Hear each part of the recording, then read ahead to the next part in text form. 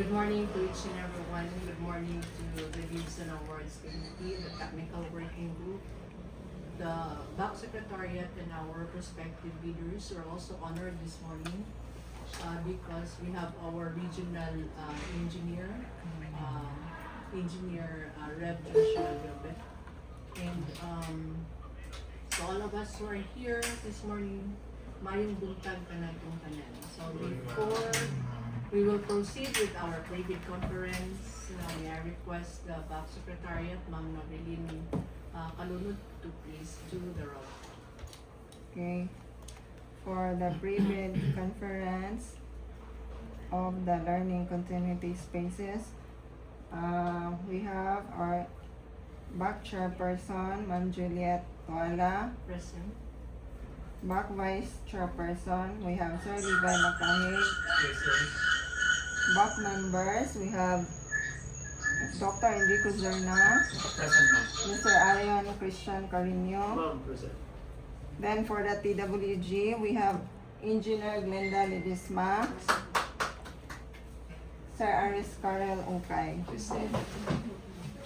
We also have our regional engineer, Rev Liobet.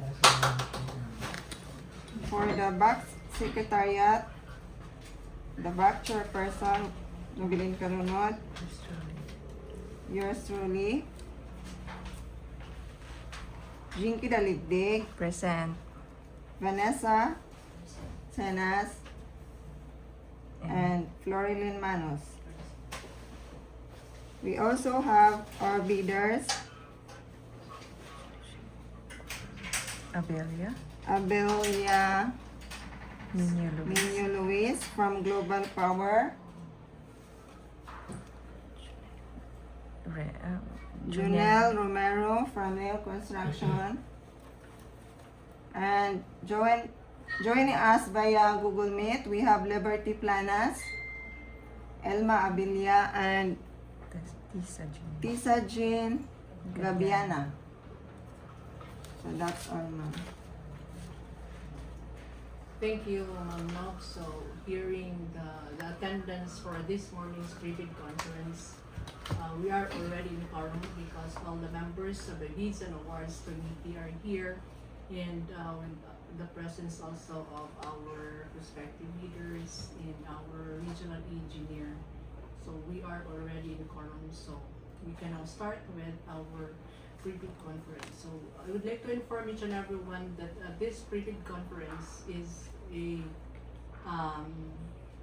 live streaming on our Facebook page as in compliance with the National Government Procurement Act, the RA 12009.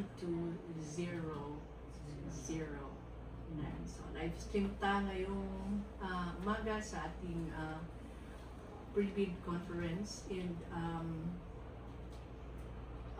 this morning is our pre-bid conference this morning is about the construction of a 1-unit slab on grade classroom with toilet with a measurement of 12.82 meters by 8.50 meters. The learning continuity space and school building design. Okay, so we are doing this pre-bid conference because we want transparency. We want also to give clarifications and answer questions if there are questions from our prospective leaders. Okay, so we will now proceed with our reading of our invitation to meet this morning. So number 1, the Department of Education, Division of Siquijor, through the General Appropriation Act, fiscal year 2026, intend to apply the sum of 19,321,740 pesos and 0 centavos. Again, 19,321,740 pesos and 0 centavos. 193217400 being the approved budget for the contract ABC to payments under the contract for each lot being bids received in excess of the ABC for each lot shall be automatically rejected at the bid opening. Okay? So we have here our lot 1 under name of project. This is the construction of 1 unit slab on grade classroom with toilet, 12.82 meters by 8.50 meters, learning continuity space, school building design. The location or name of school is Enrique Villanueva Central Elementary School, Tulapos, Enrique Villanueva, Siquijor, and the amount is 2,146,860. Another construction of 1 unit slab on grade classroom with toilet, which has a measurement of 12.82 meters by 8.50 meters, learning continuity space, school building design at Libo Elementary School, Libo, Enrique Villanueva, Siquijor, with the amount of 2,146,860.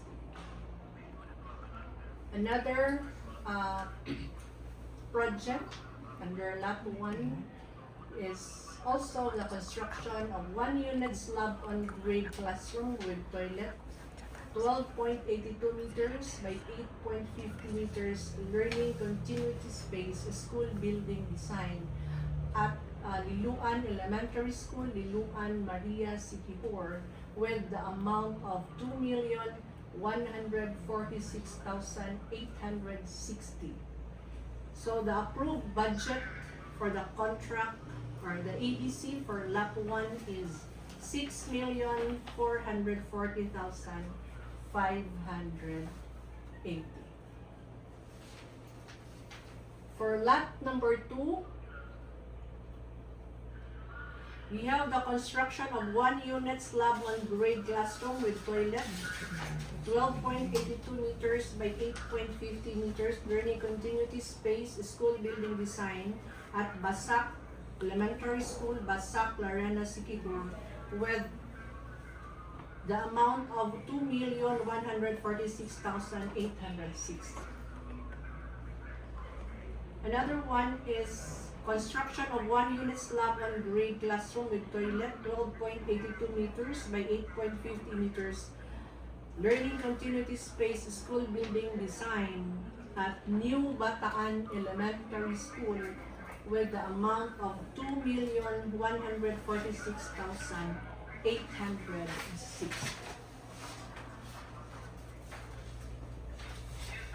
Then we have the construction of 1 unit slab on grade classroom with toilet, 12.82 meters by 8.50 meters, learning continuity space, school building design at Bolos Elementary School, Bolos, Siquijor, with the amount of 2,146,860. For lot number 3, we have the construction of 1 unit slab on grade classroom with toilet, 12.82 meters by 8.50 meters, learning continuity space, school building design at Kinamandagan Elementary School, Kinamandagan, Lazi, Siquijor, with the amount of 2,146,860. Another one is the construction of 1 unit slab on grade classroom with toilet, 12.82 meters by 8.50 meters, learning continuity space, school building design at Po'o Elementary School, Po'o, Lazi, Siquijor, with the amount of 2,146,860. Then we have another construction of 1 unit slab on grade classroom with toilet 12.82 meters by 8.50 meters, learning continuity space, school building design at Sulangon Elementary School, Sulangon, San Juana, Siquijor, with the amount of 2,146,860. With the total approved budget for the contract of 6,440,580. So, for lot 1, 2, and 3, no, the same amount, 6,440,580. We have the grand total amount of 19,321,740. Number 2, the Department of Education Division of Siquijor now invites bids for construction of 1 unit slab on grade classroom with toilet 12.82 meters by 8.50 meters, learning continuity space, school building design. Completion of the works is required within a total duration of 45 working days upon receipt of NTP or the notice to proceed. Bidders should have completed within 10 years from the date of submission and receipt of bids in a contract similar to the project. The description of an eligible bidder is contained in the bidding documents, particularly in Section 11, Instruction to Bidders in or ITB.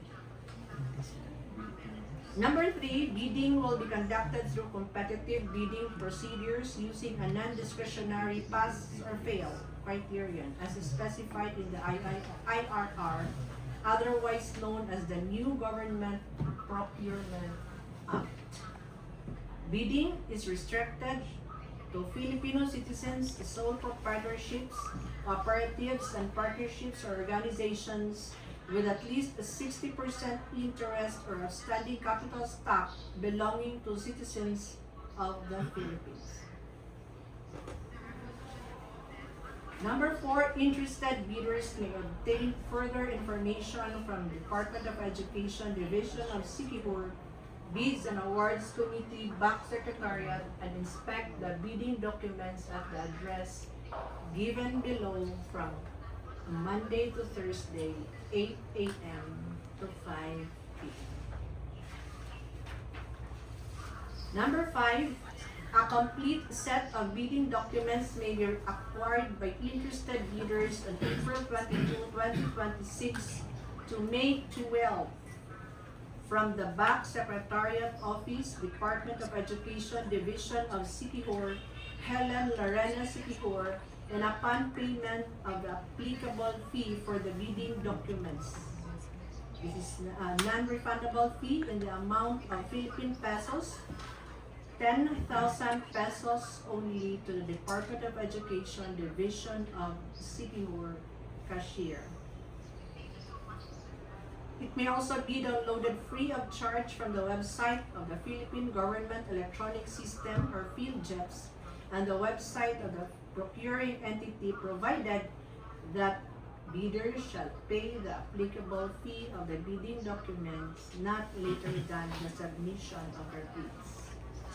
Number 6, the Department of Education Division of Siquijor will hold a pre-bid conference on April 13 today, 9 a.m. at the ASDS Office, 2nd floor Division Office, Helen Lorena Siquijor, which shall be open to prospective bidders in or through video conferencing via Google Meet using the following. We have here the meeting link, which has been given in the invitation to bid.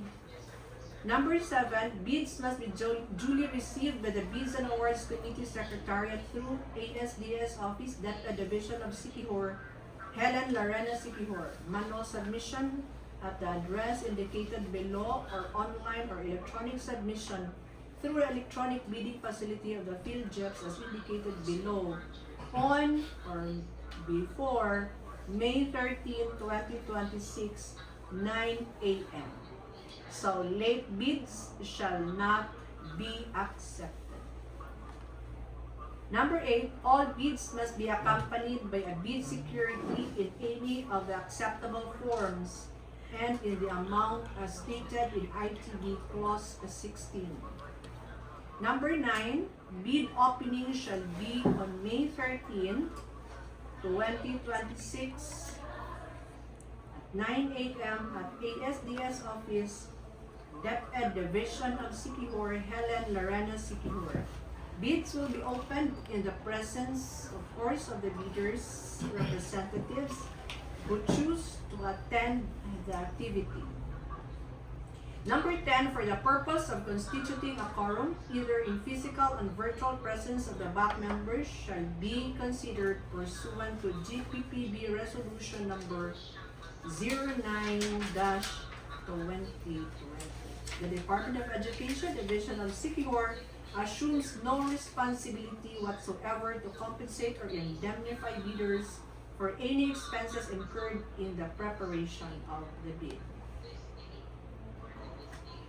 Number 11, the Department of Education, Division of Siquijor, reserves the right to reject any and all bids, declare a failure of bidding, or not award the contract at any time prior to contract award in accordance with Section 70 of RA number 12009 without thereby incurring any liability to the affected bidder or bidders. So we have here number 12. So for further information, you may refer to Ms. Nadeline P. Calono, the chairman for the BAC Secretariat of Department of Education, Division of Siquijor, Helen Lorena Siquijor, contact number 0917-568-4714, and the email address is siquijor@deped.gov.ph. So we also have stated here the following websites for downloading of bidding documents. We have www.depedsiquijor.com. Okay. So for online or electronic bid submission at the PhilJobs website, April 22, 2026.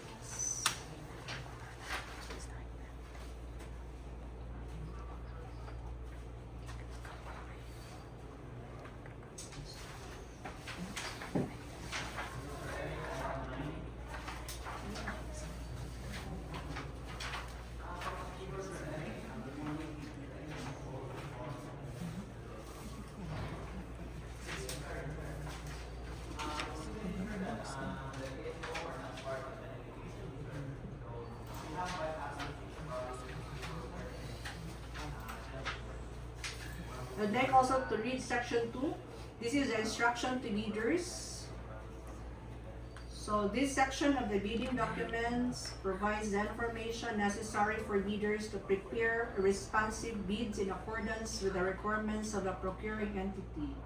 It also provides information on the bid submission, eligibility check, opening and evaluation of bids, post-qualification, and award of contract. This section contains provisions that shall not be changed or modified.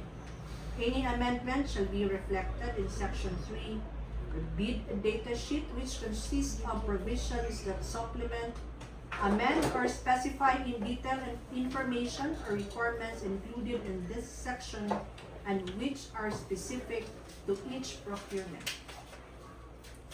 Matters governing performance of the contractor, payments under the contract, or those affecting the risks, rights, and obligations of the parties under the contract are not normally included in this section, but rather under section 4, general conditions of the contract, and or section 5, special conditions of contract, if duplication of a subject is inevitable. In other section of the document prepared by the procuring entity, prudence must be exercised to avoid contradictions between clauses dealing with the same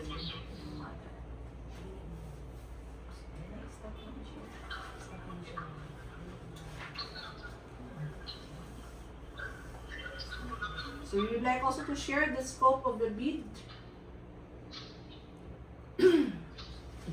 Number 1.1, the procuring entity named in the BDS invites the bids for the construction and installation of learning continuity spaces with project identification number 2026-007.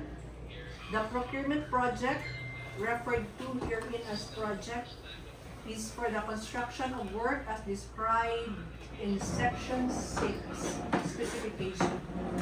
1.2, the winning bidder will be expected to complete the works by the intended completion date specified in SCC Clause 1.1. Number 2, the procuring entity has a budget or received funds from the funding source named in the BDS and in the amount indicated in the BDS. It intends to apply part of the funds received for this project to cover eligible payments under the contract. So number 3, we have corrupt, fraudulent, collusive, coercive, and obstructive practices. 3.1, unless otherwise specified in the BDS, the procuring entity as well as bidders and contractors shall observe the highest standard of ethics during the procurement and execution of the contract in pursuance of this policy in procuring entity. Letter A defines for purposes of this provision the following terms under existing laws, rules, and regulations.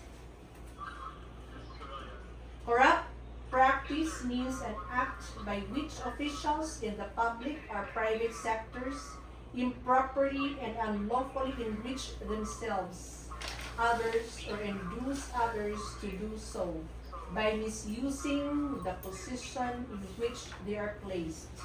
It includes the offering, giving, receiving, or soliciting of any of value to influence the action of any such official in the procurement process or in contract execution, entering on behalf of the government into any contract or transaction manifestly and grossly disadvantageous to the same, whether or not to the public officer profited or will profit thereby, and similar acts as provided in RA number 3019.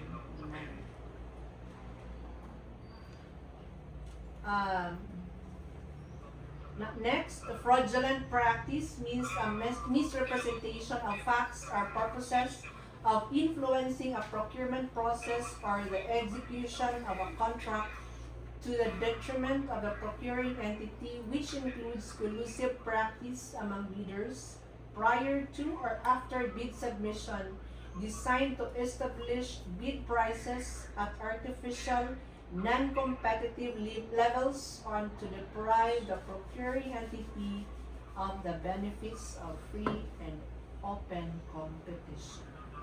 Next, collusive practices means a scheme or arrangement between two or more bidders with or without the knowledge of the procuring entity designed to establish bid prices at artificial, non-competitive levels. Next, coercive practices means harming or threatening to harm directly or indirectly persons of their property to influence their participation in a procurement process or affect the execution of the contract.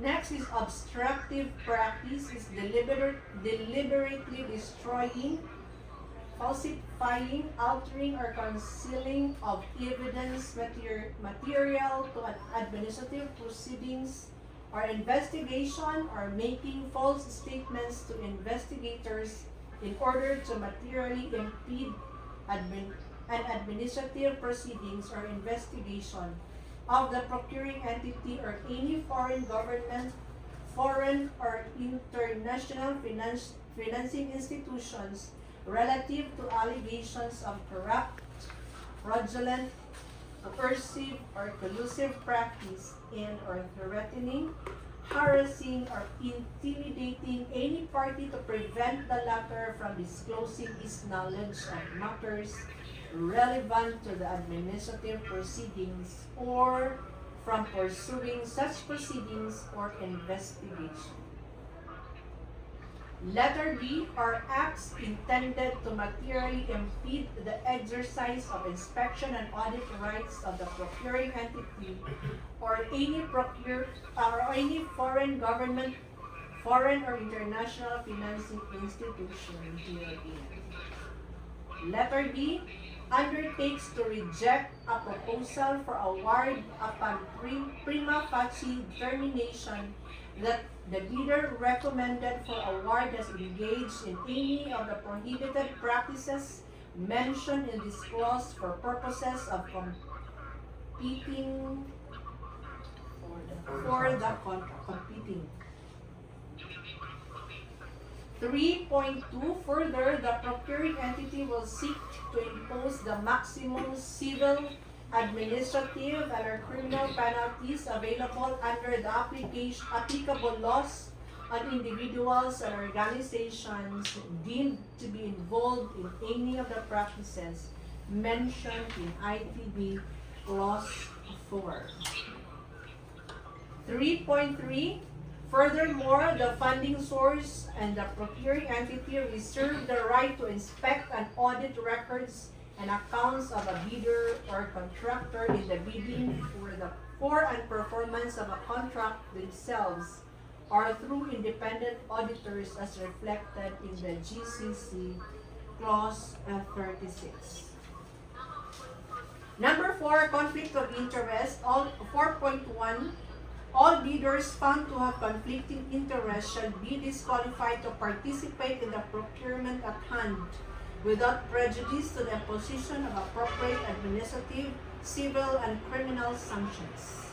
A bidder may be considered to have conflicting interest with another bidder in any of the events described in paragraphs A through C, and a general conflict of interest in any of the circumstances set out in paragraphs D through F below. So, letter A bidder has controlling shareholders or beneficial owners in common with another bidder. Letter B, a bidder receives or has received any direct or indirect subsidy to any bidder. Letter C, a bidder has the same legally authorized representative as that of another bidder for purpose of this bid. Letter D, a bidder has a relationship directly or through third parties that puts them in a position to have access to information about or influence on the bid of another bidder or influence the decision of the procuring entity regarding this bidding process. This may include a firm or an organization that lends or temporarily seconds. Its seconds is personnel to firms or organizations that are engaged in consulting services for the preparation related to the procurement for or implementation of the project if the personnel would be involved in any capacity of the same project.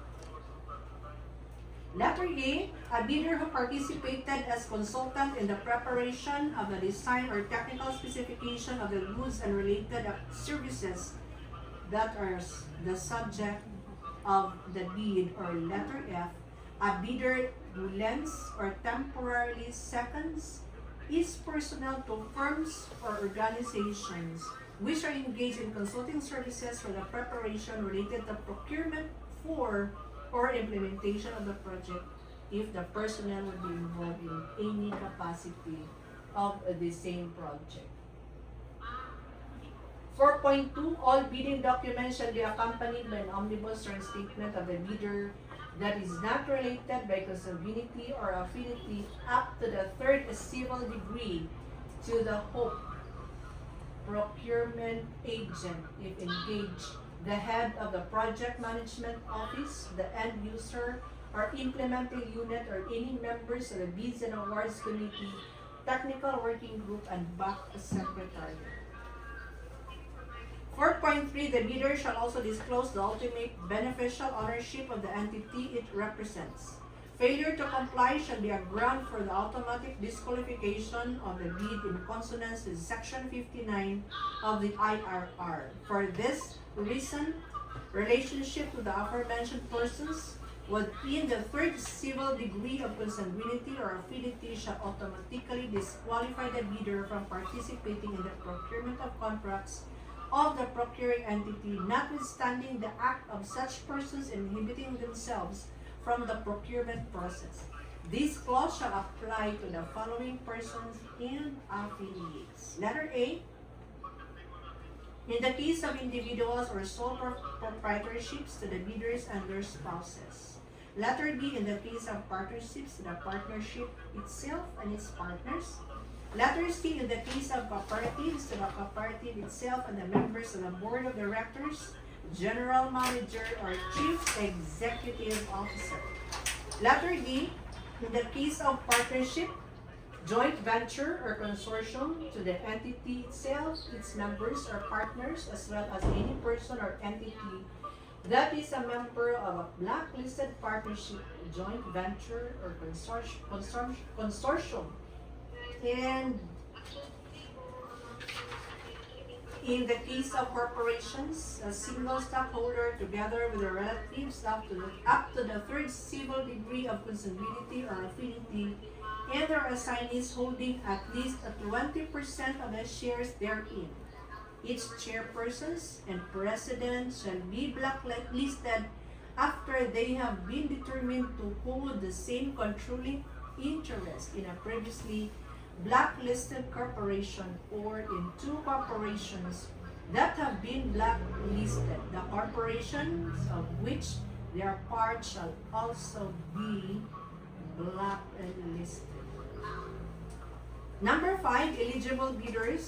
So 5.1, only bids found to be legally, technically, and financially eligible will be evaluated. For procurement of infrastructure projects, the following persons shall be eligible to participate in this bidding. Letter A, duly licensed Filipino citizens or sole proprietorships. Letter B, partnerships duly organized under the laws of the Philippines and of which at least 60% of the interest belongs to the citizens of the Philippines. Letter C, corporations duly organized under the laws of Philippines and of which at least 60% of the outstanding capital stock belongs to the citizens of the Philippines.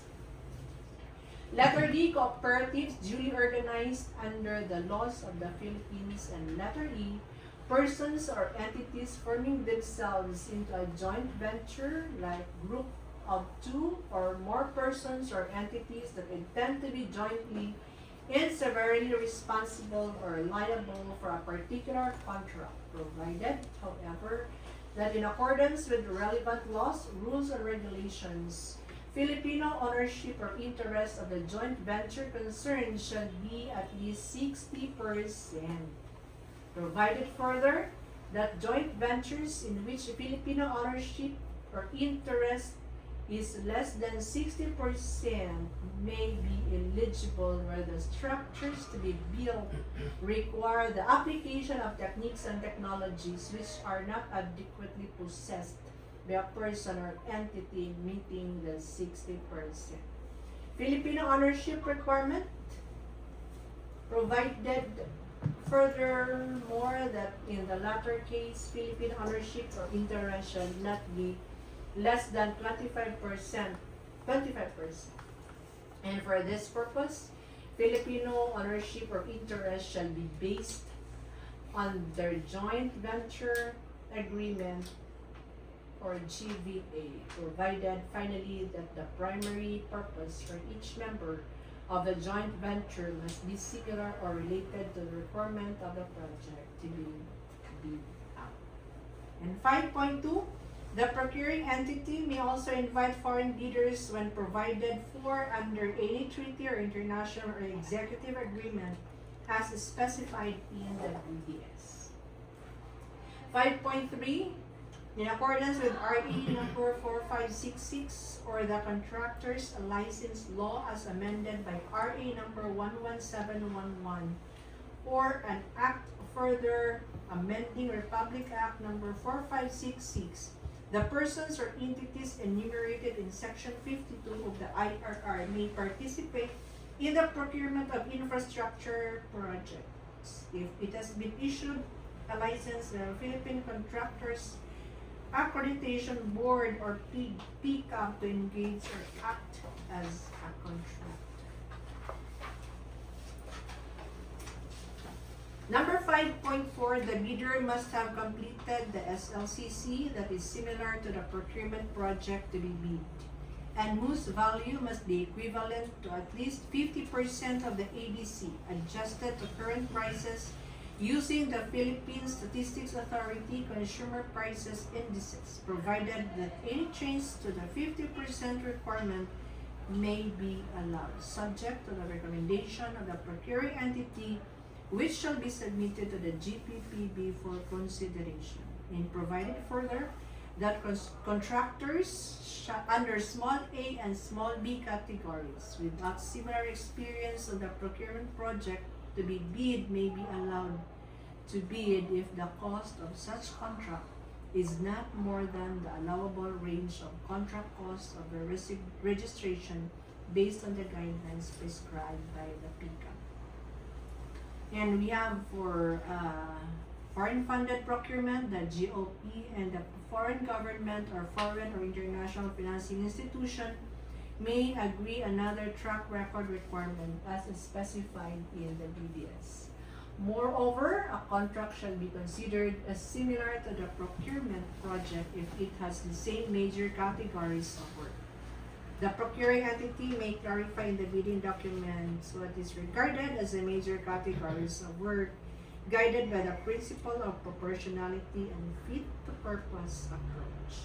5.5, the SLCC shall be supported by the owner certificate of final acceptance issued by the project owner other than the contractor, or a final rating of at least satisfactory in the constructor's performance evaluation system, or a similar performance and monitoring system. In the case of contracts with a private sector, an equivalent document shall also be submitted.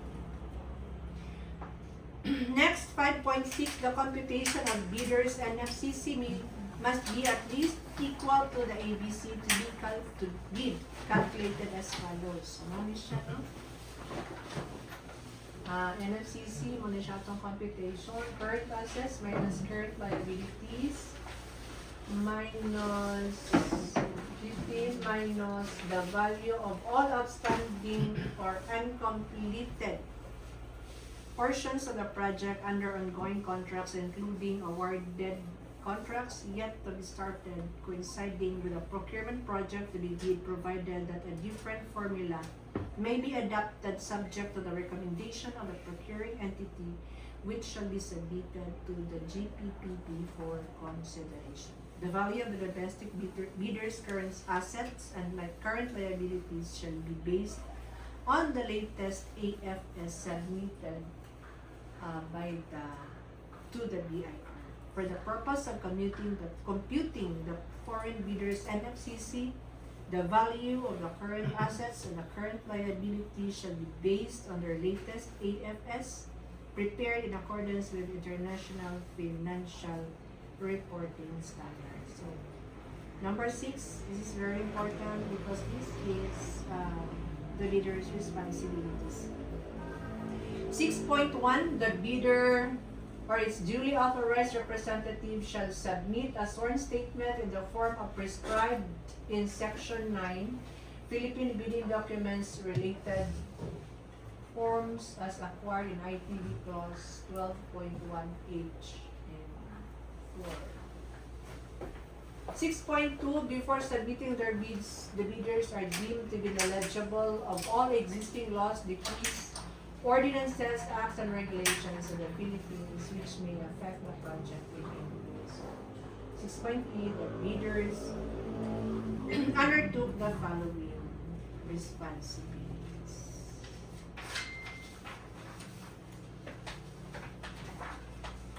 Next is took steps to carefully examine and ensure full understanding and comprehension of the bidding document, its requirements, clauses, and provisions. Letter B, acknowledge all conditions, local or otherwise, affecting the implementation of the contract. Letter C, made an estimate of the facilities available and needed for the contract to bid, if any.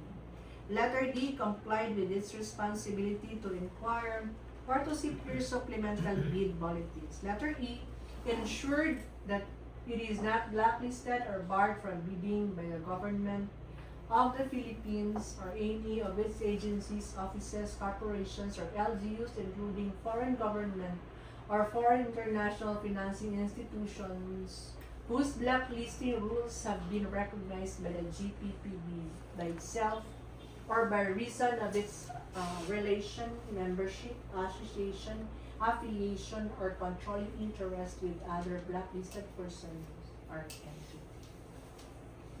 Letter F, ensure that each of the documents submitted in satisfaction of the bidding requirements is an authentic copy of the original, complete, and that all statements and information provided therein are true and correct. Letter G, authorized the Hope or its duly authorized representative to verify all the documents submitted. Letter H, ensure that the signatory of the duly authorized representative of the bidder and granted full power and authority to do, execute, and perform any and all acts necessary to participate, to submit the bid, to sign and execute the ensuing contract, accompanied by the duly notarized special power of attorney, board or partnership or resolution or secretary's certificate, whichever is approved. Letter I, complied with the disclosure provision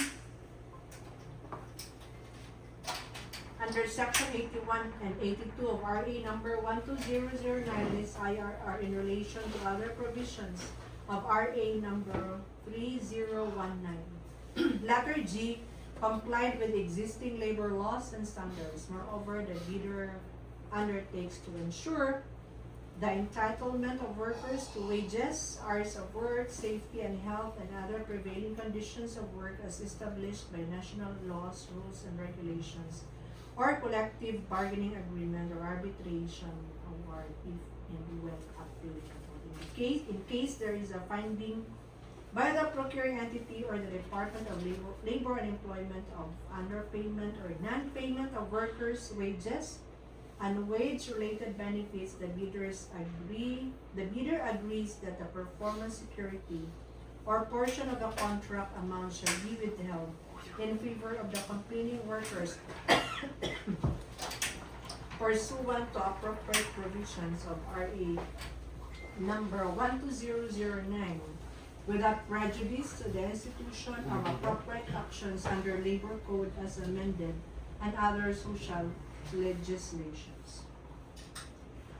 Next, comply with occupational safety health standards and correct deficiencies if any. In case of imminent danger, injury, or death of the worker, the bidder undertakes to suspend contract implementation pending clearance to resume from the Dole Regional Office in compliance with the work stoppage order. So may I request Sir Ian to please continue reading the instructions. Okay, so let's move on to number 3I. Number 3. Inform the workers of their conditions of work, labor clauses under the contract, specifying wages, hours of work, and other benefits under prevailing national laws, rules and regulations, or CBA or arbitration award, if and when applicable, through posting in two conspicuous places in the establishments of premises. For letter K, ensure that it did not give or pay, directly or indirectly, any commission amount fee or any form of consideration, pecuniary or otherwise, to any person or official, personnel or representative of the government in relation to any procurement project or activity. Next, examine all instructions forms, terms, and specifications in the bidding documents. For letter M, determine and comply with all matters pertaining to the contract to be bid, including but not limited to: first, the location of the nature of the contract, the project or work; second, the climatic conditions; third, transportation facilities; fourth, nature and condition of the terrain, geological conditions of the site, communication facilities, requirements, location, and availability of construction aggregates and other materials, labor, water, electric power, and access roads. And fifth, other factors that may affect the cost, duration, and execution or implementation of the contract, project, or work. And ensured that all information in the bidding documents, including bid or supplemental bid bulletin or bulletins issued, are correct and consistent.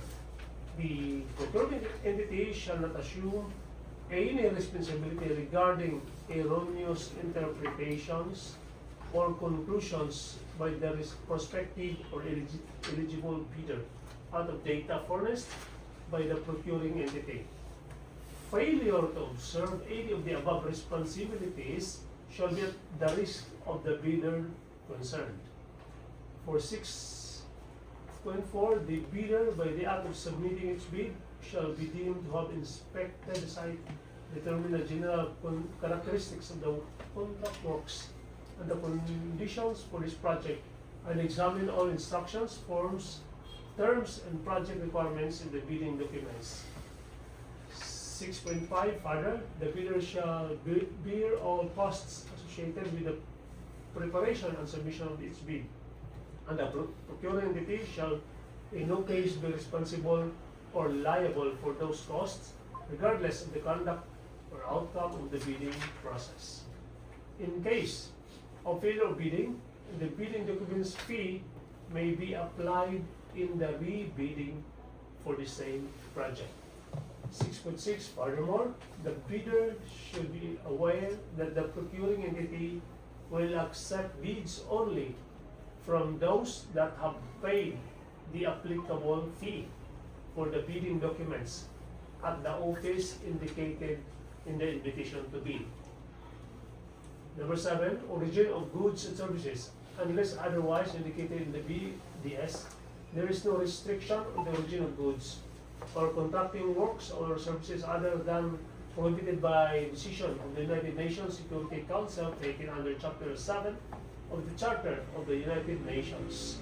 Subcontracts, unless otherwise specified in the BDS, the bidder may subcontract portions of the works to an extent as may be approved by the code. And as stated in the BDS, however, the subcontract portion shall not exceed 50% or a different percentage of the ABC or on a per project basis as approved by the GPPB. 8.2, subcontracting of any portion of the project shall not relieve the bidder from any liability or obligation that may arise of the contract. 8.3, subcontractors must meet the eligibility criteria as stated in the BDS and shall submit the same eligibility documents as the general contractor. Failure of the subcontractor to meet the eligibility criteria does not affect the eligibility of the general contractor for the procurement project. In such case, the portion intended to be subcontracted to the ineligible subcontractor shall be assumed by the general contractor. Subcontract arrangement, if allowed, including the time of submission of the eligibility documents of the subcontractor, shall be disclosed in the BDS. Contents of bidding documents, the pre-bid conference. If so, specified in the BDS, the pre-bid conference shall be held here at the procurement physical address and or online through video conferencing, webcasting, or similar technology. or the combination thereof, on the date indicated therein to clarify and address the bidder's questions on the technical and financial components of this project. The pre-bid conference shall be held at least 12 calendar days before the deadline of the submission of the receipt of each, but earlier than 7 calendar days from the posting and the invitation to bid and the other bidding documents on the PhilJIP's website. Bidders are highly encouraged to attend the pre-bid conference to fully understand the procuring entity's requirements. While non-attendance of the bidder will in no way prejudice its bid, the bidder is deemed to know any changes and or amendments to the bidding documents as may be provided in the supplemental bid bulletin. The proceedings of the pre-bid conference shall be recorded, and the corresponding minutes shall be prepared not later than 5 calendar days after the pre-bid conference. The minutes shall be made available to prospective bidders not later than 5 days upon written requests.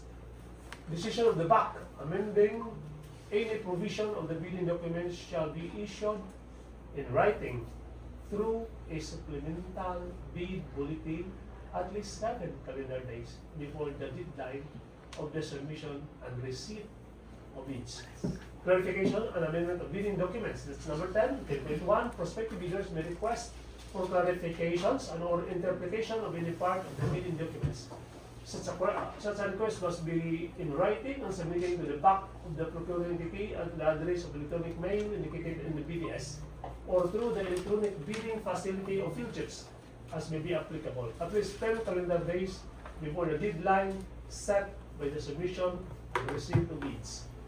The BAC shall respond to the said request by issuing supplemental bid bulletin duly signed by the BAC chairperson. It shall be made available to all those who have properly secured the bidding documents at least 7 calendar days before the deadline of the submission and the receipt of bids. Supplemental bid bulletins may also be issued upon the procuring entity's initiative for the purposes of clarifying or modifying any provision of the bidding documents not later than 7 calendar days before the deadline of the submission and the receipt of bids. Any modification to the bidding documents shall be identified as an amendment. Any supplemental bid bulletin issued by the BAC shall also be posted on the PhilJIP's website in any conspicuous placed in the premises of the procuring entity and on the website or social media platforms of the procuring entity, if available, or such other channels as may be authorized by the Chief PPB.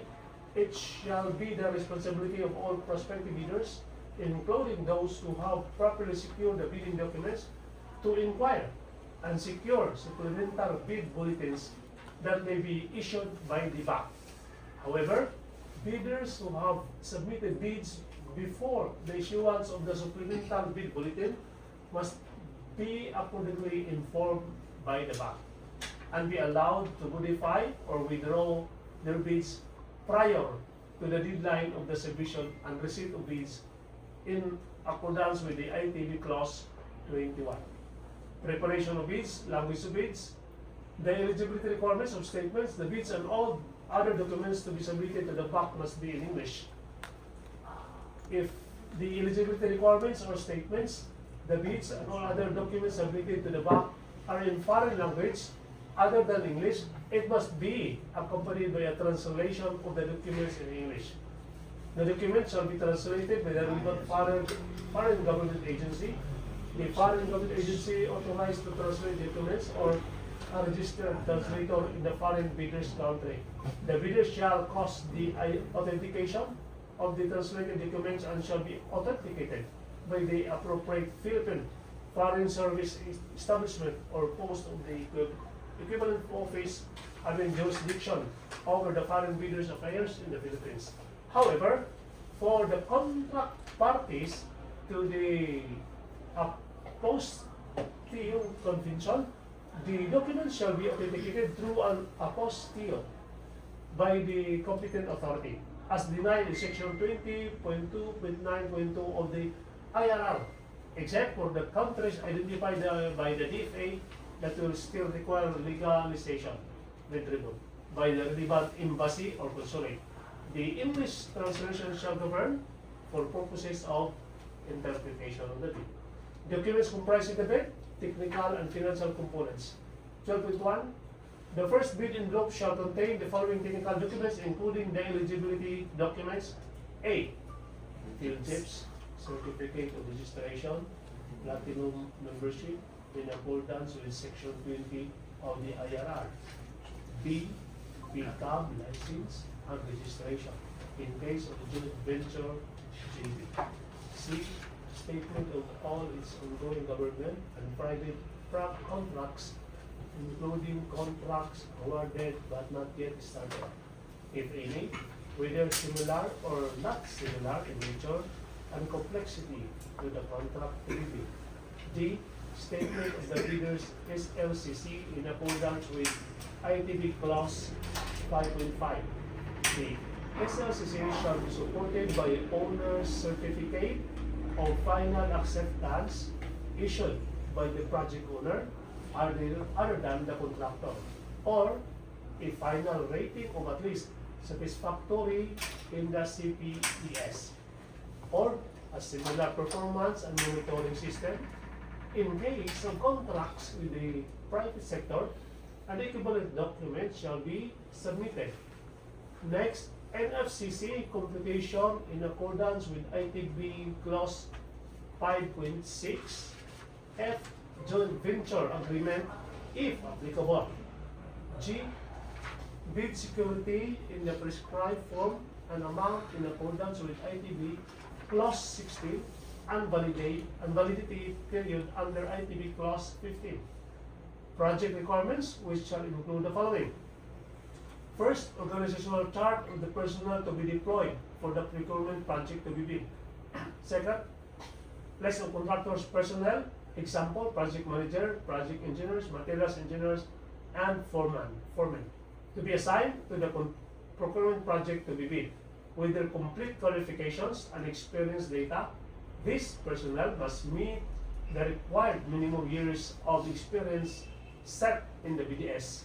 List of contractors' major equipment units which are owned, leased, or under purchase agreements, supported by proof of ownership or certification of availability of equipment from the equipment lessor or vendor for the duration of the project, as the case may be, which must meet the minimum requirements for the contract set in the BDS.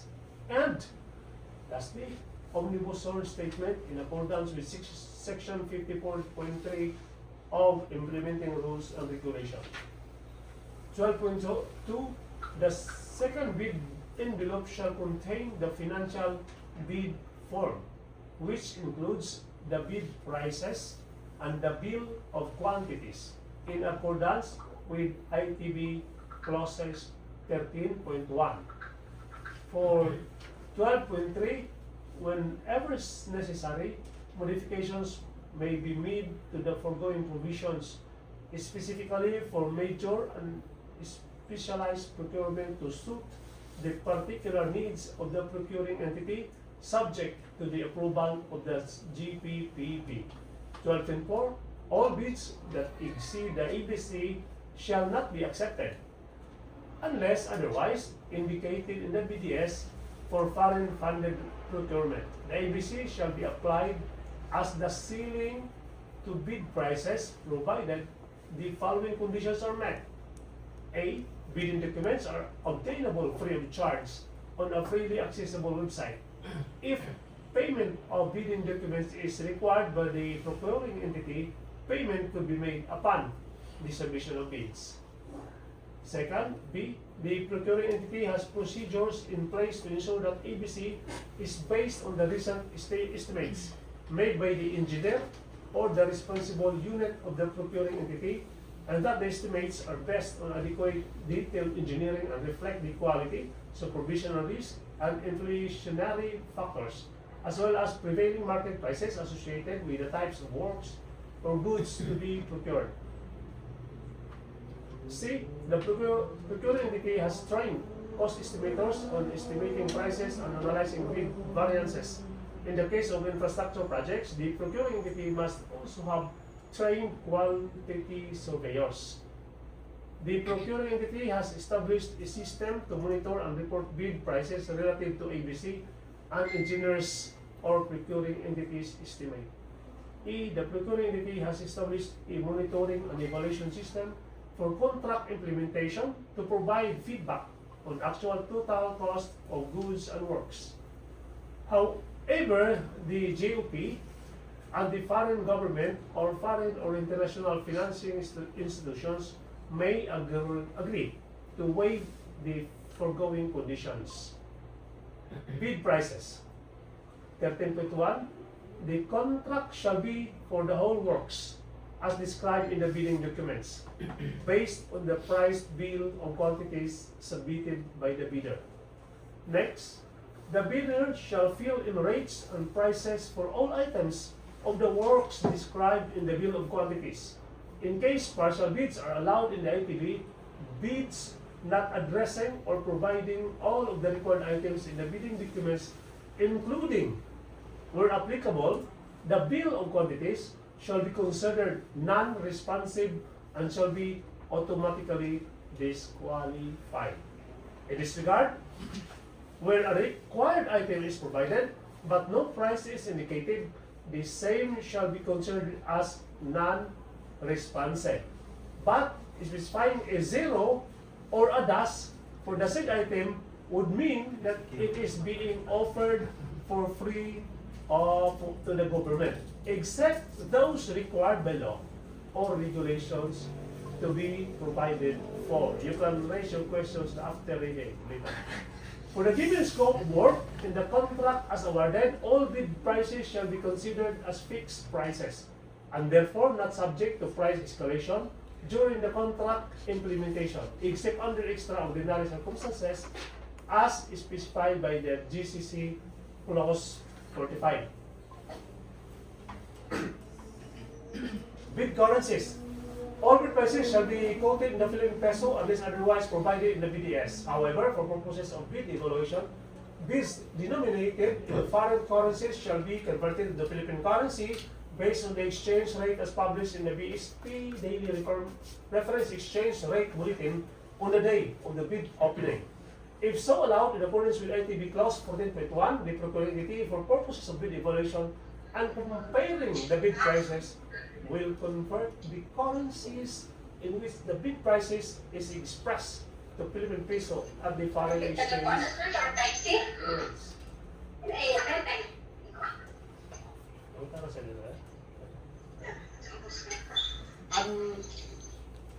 Unless otherwise specified in BDS, payment of the contract price shall be made in Philippine peso. Number 15, the bid validity.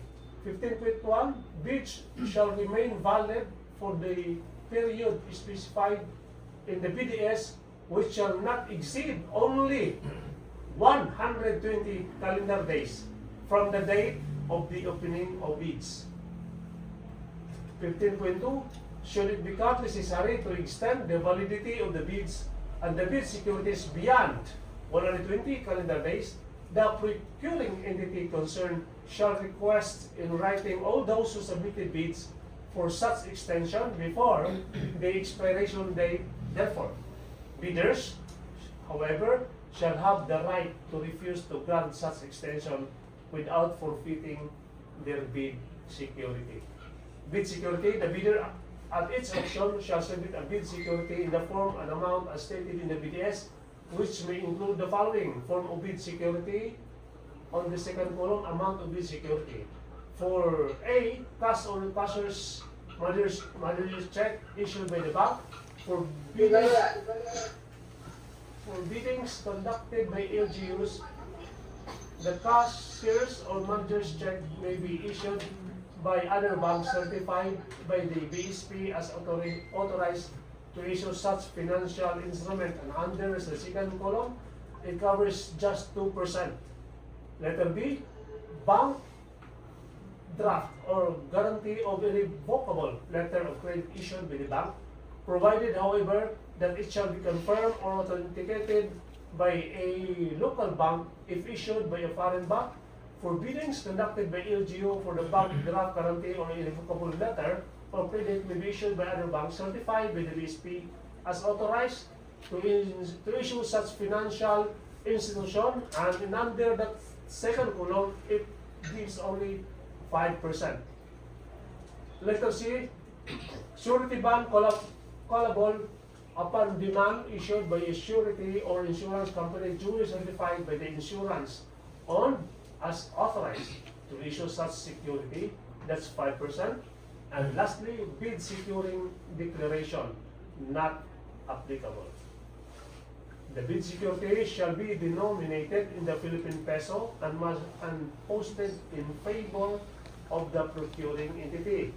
16.2, the bid security should be valid for the period specified in the BDS. Any bid not accompanied by an acceptable bid security shall be considered as non-responsive and rejected by the procuring entity. Next, in no case shall be the bid security be returned later than the expiration of the bid validity before indicated in the bidding documents, unless it has been extended in accordance with section 57.2 of the IRR in case the bidder is required to extend its bid validity. The bidder may, at its discretion, substitute a bid securing declaration for the extended period as a replacement of its bid security, provided that the option to substitute is indicated in the BDS. Upon signing and execution of the contract pursuant to ITB Clause 29 and the posting of performance security pursuant to ITB Clause 30, the bid security of the successful bidder, best security will be discharged, but in no case later than its validity period as indicated in ITB Clause 15. The bid security may be forfeited based on any of the following grounds as provided under Rule number 8, 10, 11, and 621 of the IRR. If a bidder, A, with the lowest calculated responsive bid, most economical advantageous responsive bid, most advantageous responsive bid, mark, single calculated and responsive bid, single economical advantageous responsive bid, sharp, or single advantageous responsive bid, sharp, withdraws, fails, refuses, or is unable to submit the documents required under section 66.5 of the IRR. Second, enter into contract with the procuring entity. Next, post the required performance securing within the period stipulated in the IRR and in accordance with ITB Clause 30, causes the delay without justifiable cause of the screening for eligibility, opening of bids, evaluation, and the post-evaluation bids and awarding of contracts. Next, refuses to clarify or validate in writing its bid during the post-qualification within the period of 7 calendar days from receipt of the request for clarification, withdraws a bid or refuses to accept an award, or refuses or fails to enter into contract with the procuring entity without justifiable cause, after the approval of the whole, having been declared LCRB or MEARB, or as the case may be, refuses or fails to furnish performance security within the prescribed time, commits of 3 or more of any of the acts imposed suspension as provided under section 99 of the IRR, uses force, fraudulent machinations, coercion or undue influence or pressure of any member of the BAC or any officer of employee of the procuring entity to take a particular action for its own favor or gain, or to the advantage of particular bidder, colludes with one or more bidders and submitting different bids as if they were bona fide, when they knew that one or more of them was so much higher than the other that it could not be honestly accepted, and that the contract will surely be awarded to the pre-arranged lowest bid. Next, malicious submits different bids to 2 or more persons, corporations, partnerships, or any other business entity in which it has interest, to create the appearance of competition that does not in fact exist, so as to be declared as the winning bidder.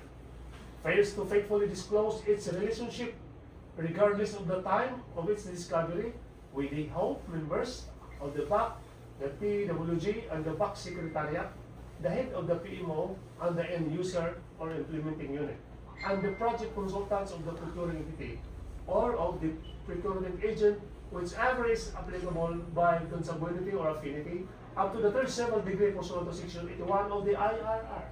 Submits the beneficial ownership information containing false interest. And number 13, allows the use of one's name or uses the name of another for purposes of public bidding. 14. Submits eligibility requirements and this containing false information and falsified documents or the concealment of such information that will materially alter the outcome of eligibility screening or any stage of the procurement. 15. Accesses the contents of any bid submitted to the procuring entity before the opening of bids without authorization. Has made a documented attempt to unduly influence the outcome of the bidding. Employs the schemes of which stifle or suppress any procurement activity, or commits a third offense imposed and blacklisting under the Act by the same procuring entity, or a combination of 3 violations imposed with blacklisting by the procuring entity and other procuring entities as posted by the GPPB portal. If a winning bidder conducts a poor performance or unsatisfactory quality and or progress of work, poor performance shall be as follows: negative slippage of 15% and above within the critical path of the project due entirely to the fault of or negligence of the winning bidder, or non-compliance of the materials and workmanship with the approved specifications arising from the fault of negligence of the winning bidder. In case it is determined prima facie that the winning bidder has engaged before or during the implementation of the contract in the following unlawful deeds and behaviors relative to the contract acquisition and implementation.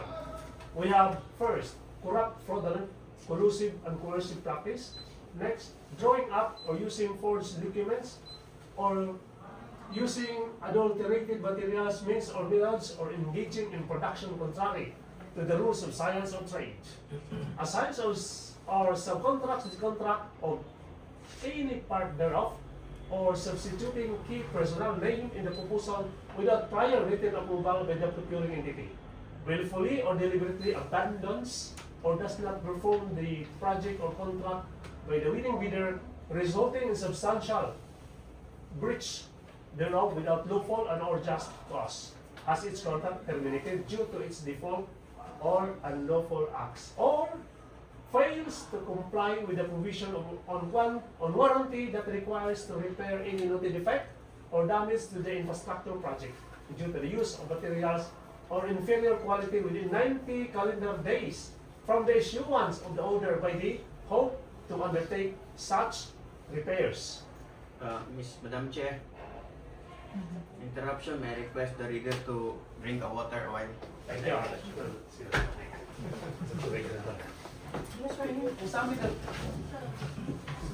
request one of our members is having a break. May I request one of the members, Sir Enrico, to please continue reading the instructions. Okay, number 17, format and signing of bids.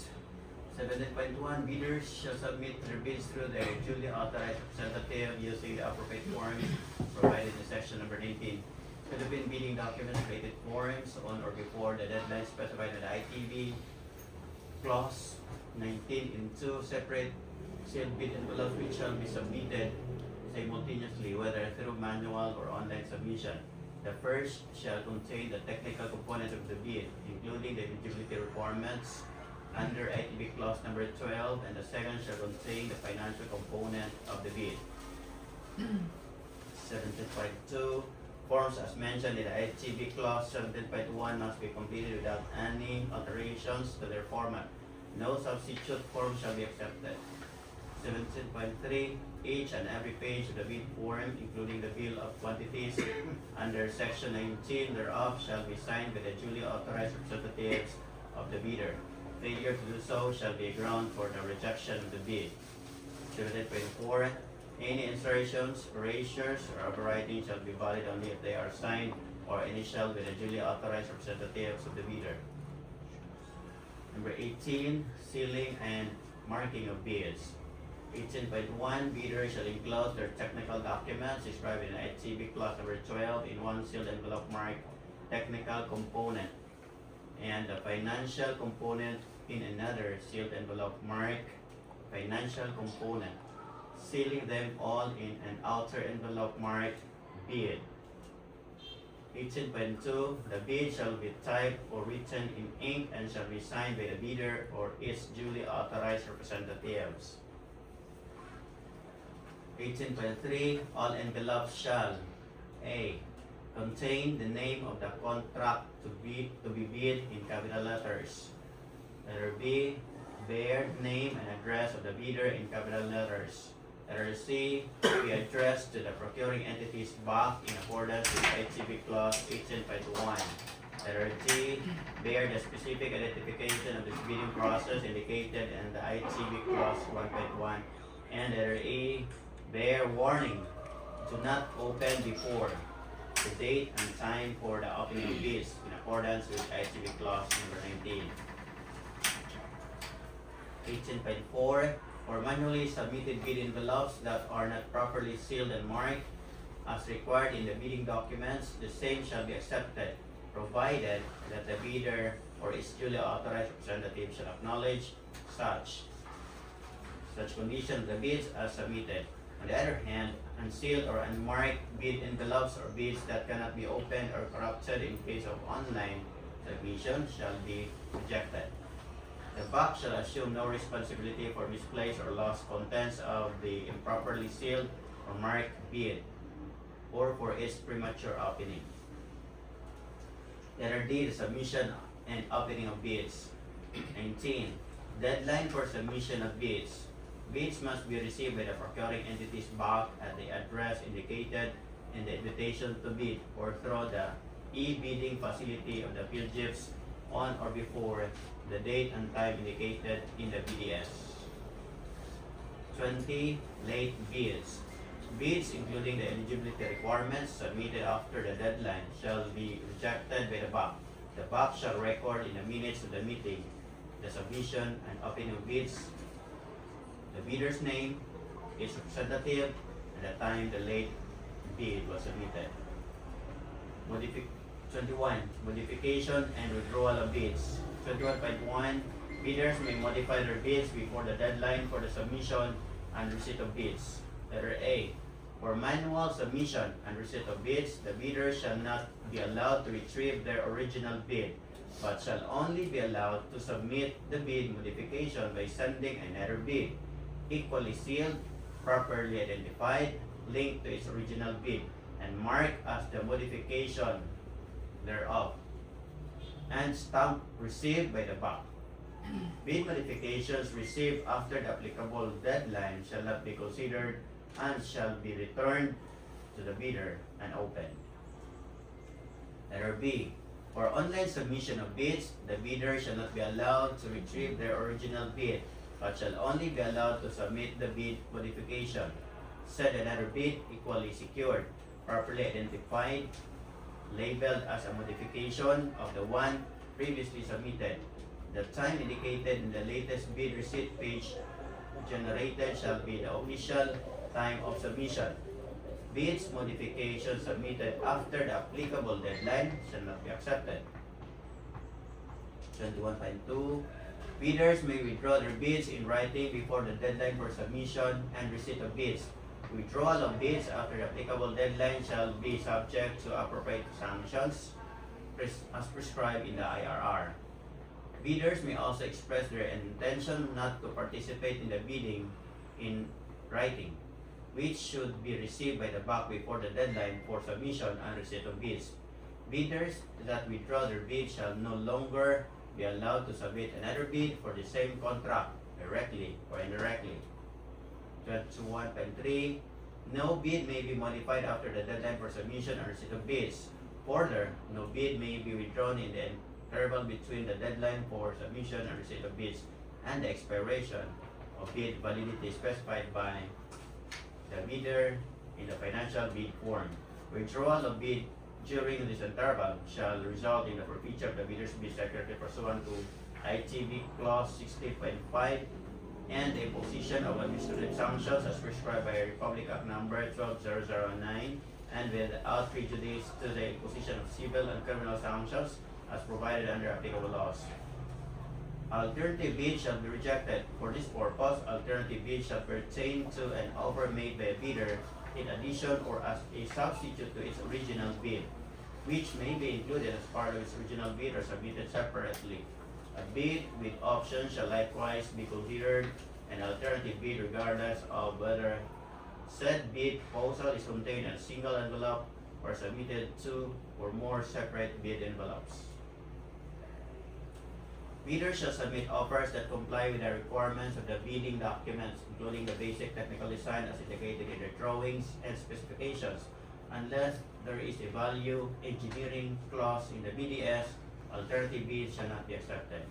Each bidder shall submit only one bid, either individually as a partner in a joint venture, a bidder who submits or participates in more than one bid other than as a subcontractor, if a subcontractor is permitted to participate in more than one bid, will cause all the proposals with the bidder's participation to be disqualified.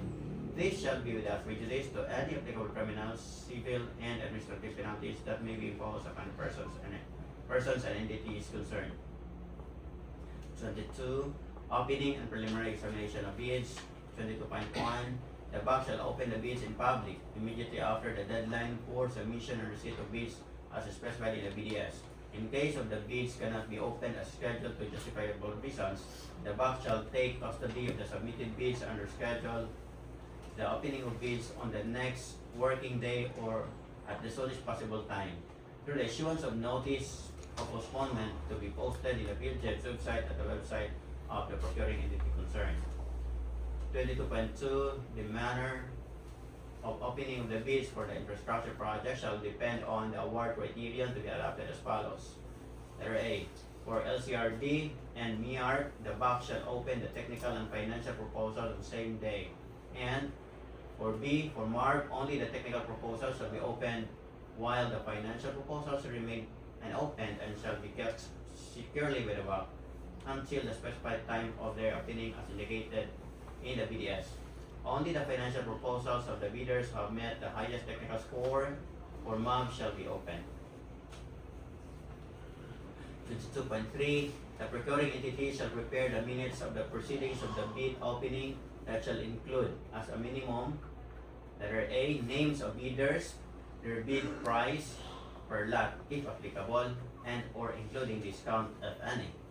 Bid security, findings of preliminary examination, and whether there is a withdrawal or modification. And letter B, attendance sheet. The BAC member shall sign the abstract of bids as read. 22.4. The bidders or their duly authorized representatives may attend the opening of bids. The BAC shall ensure the integrity, security, and confidentiality of all submitted bids. The abstract of bids as read and the minutes of the bid opening shall be made available to the public upon written request and payment of a specified fee to recover the cost of materials. 22.5. To ensure transparency and accurate representation of the bid submission, the BAC Secretariat shall notify in writing all bidders whose bids it has received through mail at its PhilJet's registered physical address or official email address. The said notice shall be issued within 7 calendar days from the date of the bid opening. There E. Evaluation and comparison of bids. 23. Process to be confidential.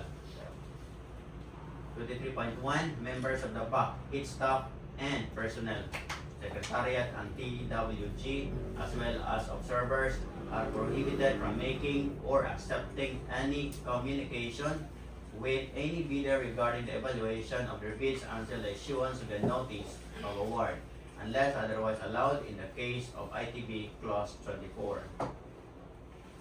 23.2. Any effort by a bidder to influence the procuring entity in the procuring entity's decision in respect of bid evaluation, bid comparison, or contract award will result in the rejection of the bid.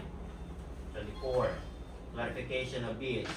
To assist in the evaluation, comparison, and cost qualification of the bids, the procuring entity may ask in writing any bidder for a clarification of its bid. All responses to requests for clarification shall be in writing. Any clarification submitted by a bidder in respect to its bid that is not in response to the request of the procuring entity shall not be considered. 25. Detailed evaluation and comparison of bids. 25.1. The procuring entity's evaluation of bids shall be based on the bid price coded in the bid form, which includes the bill of quantities. 25.2. The procuring entity will undertake the detailed evaluation and comparison of the bids which have passed the opening and preliminary examination of bids pursuant to ITB Clause 22 to determine the lowest calculated bids or LCB, most economically advantageous bid MEAB, and most advantageous bid MAB. 25.3. The award criterion shall be determined as follows. For LCB, that's A. I. The detailed evaluation with the financial component of the bids to establish the correct calculated prices of the bids. And double I. The ranking of the total bid prices as so calculated from the lowest to highest, where the bid with the lowest price shall be identified as the LCB. Letter B. For MEAB, the BAC shall evaluate the quality and price proposals to determine the MEAB using the following steps. I. The quality proposal together with the price proposal shall be considered in the evaluation of bids. The quality proposal shall be evaluated first using the criterion in the BDS. The price proposals of the bids that meet the minimum quality score shall then be opened. Double I. The price and quality proposal shall be given corresponding weights, with the price proposal given a minimum weight of 15% up to a maximum of 40%. The weight of the quality criterion shall be adjusted accordingly such that their total weight in percent together with the weight given to the price proposal shall be equal to 100%. Then triple I, to further promote green public procurement, the sustainability of materials or structures with green specifications shall be given greater weight in the evaluation of bids as approved by the BAC. The exact weight shall be indicated in the BDS. The BAC shall rank in the bidders in descending order based on the combined numerical ratings of their quality and price proposals. The bidder with the best overall score using the quality price ratio shall be referred as the MEAB. Number 4I, the HOPE shall approve or disapprove the recommendations of BAC with 2 calendar days after receipt of the results of the evaluation from the BAC. Okay na ka, sir? The quality component shall be assessed on the basis of criteria. Yes. It's okay. The quality component shall be assessed on the basis of criteria with corresponding numerical weights indicated in the BDS, which may include qualitative, environmental, or social aspects linked to the subject matter of the contract. This may include any of the combination of the following. Letter A, quality and technical merit, including technical competence and a credible track record. Letter B, aesthetic and functional design and the characteristics. Letter C, approach and methodology. Letter D, accessibility. Letter E, tools and equipment. Letter F, social, environmental, economic, and innovative characteristics.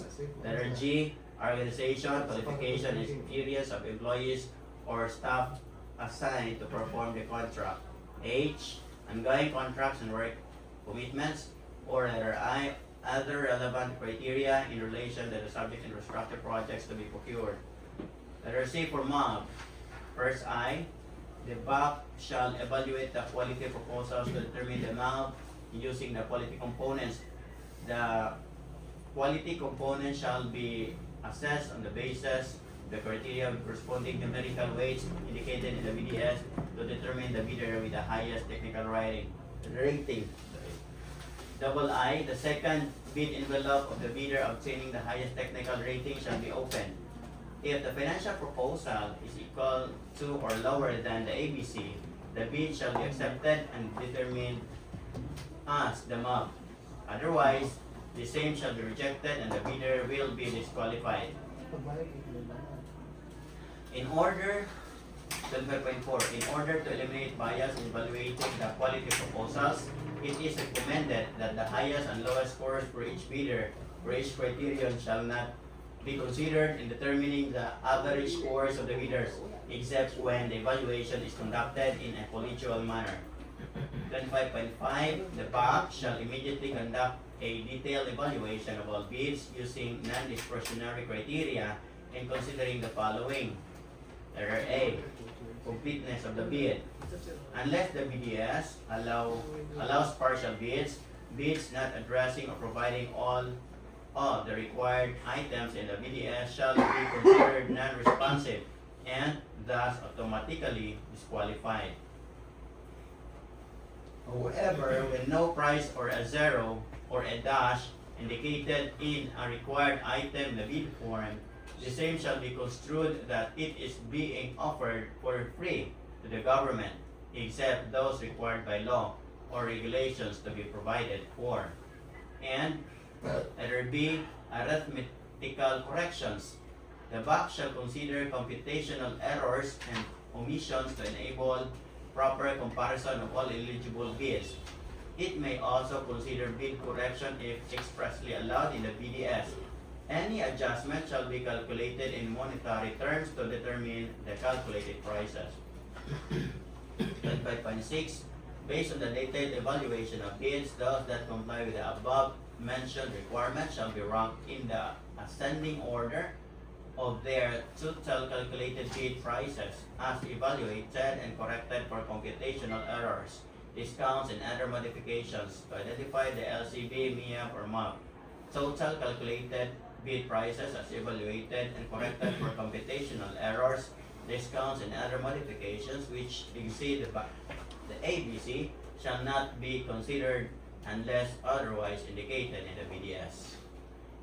25.7, the BAC shall evaluate all bids on an equal footing to ensure fair and competitive bid comparison. For this purpose, all bidders shall be required to include in their bids the cost of all taxes such as but not limited to value added tax or VAT, income tax, local taxes, and other fiscal levies and duties. Such bids, including said taxes, shall be the basis for the bid evaluation and comparison. 25.8. If so indicated pursuant to ITB Clause 1.1, bids may be submitted for individual lots or for any combination thereof, provided that all bids and combinations of bids shall be received by the same deadline and opened and evaluated simultaneously so as to determine the bid or combination of bids offering the lowest calculated cost to the procuring entity. Bid prices quoted shall correspond to all the requirements specified for each lot. Bid security as required by the ITB Clause 16 shall be submitted for each contract, lot, or separately. The basis for evaluation of lots is specified in the BDS Clause 25.5, paragraph A. This is okay. Tino pero pugok mo bisa gyud na maghangad mo. Kami ras pingiro na maghangad no. Sige sir, continue. 26. Post qualification. 26.1. The BAC shall determine to its satisfaction whether the bidder that is evaluated as having submitted the LCB, MIAP, or MUB, as the case may be, complies with and is responsive to all the requirements and conditions specified in the ITB clauses 5 and 12. The bidder within a non-extendable period of 5 calendar days from receipt of notice from the BAC that is submitted the LCB, MIAP, or MUB shall submit all the eligibility documents supporting its PhilGIF's certificate of registration, the platinum membership, its latest income and business tax returns filed for the preceding preceding quarter, which should not be earlier than 2 quarters from the date of submission and receipt of bid, and other appropriate licenses and permits required by law and stated in the BDS. 26.2. Failure to submit any of the post-qualification requirements on time or a finding against the veracity thereof shall disqualify the bidder for award, provided that in the event that a finding against the veracity of any of the documents submitted is made, it shall cause the forfeiture of the bid security. 26.3. The determination shall be based upon an examination of the documentary evidence of the bidder's qualifications submitted pursuant to ITB clause number 12, as well as other information as the procuring entity seems necessary and appropriate, using a non-discretionary pass-fail criterion which shall completed within a period of 12 calendar days. If the BAC determines that the bidder with the LCB, MIAB, or MAB passes all the criteria for post-qualification, it shall declare the said bid as the LCRB, MIAB, MARB, SCB, SIAB, or a single advantageous bid sub, and recommend to the HOPE the award of contract to the said bidder at its submitted bid price or its calculated bid price, whichever is lower, or in the case of quality-based evaluation procedure, submitted bid price or its negotiated price, whichever is lower. If, however, the BAC determines that the bidder with the LCB, MIAB, MAB, SCB, SIAB, or SUB fails to meet the post-qualification criteria, it shall immediately notify the bidder in writing of its post-disqualification and the grounds for such determination. 26.5. Immediately after the BAC has notified the first bidder of its post-disqualification, and notwithstanding any pending request for reconsideration thereof, the BAC shall initiate and complete the same post-qualification process on the bidder with the second LCB, MIAB, or MAB. If the second bidder passes the post-qualification and provided that the request for reconsideration of the first bidder has been denied, the second bidder shall be post-qualified as the bidder with the LCB, MIAB, or MAB. If the second bidder, however, fails the post-qualification, the procedure for post-qualification shall be repeated for the bidder with the next LCB, MIAB, or MAB, and so on, until the LCRB, MIAB, or MARB, as the case may be, is determined for award, subject to the procedure of notice and execution of award. 26.7. Within a period not exceeding 10 calendar days from the determination by the BAC of the LCRB, MIAB, MARB, SCRB, CRB, SARB, and recommendation to award the contract, the HOPE or its duly authorized representative shall approve or disapprove the said recommendation. 26.8. In case of approval, the HOPE or its duly authorized representative shall immediately issue the notice of award to the bidder with the LCRB, MIAB, MARB, SCRB, CRB, or SARB, as the case may be. In the event that the approving authority shall disapprove the resolution on the award of the contract, such disapproval shall be based only on valid, reasonable, and justifiable grounds as enumerated under Section 70 of the IRR to be expressed in writing. A copy of the decision disapproving the resolution shall be furnished to the BAC and the bidder. On the reservation clause, that's number 27, 27.1.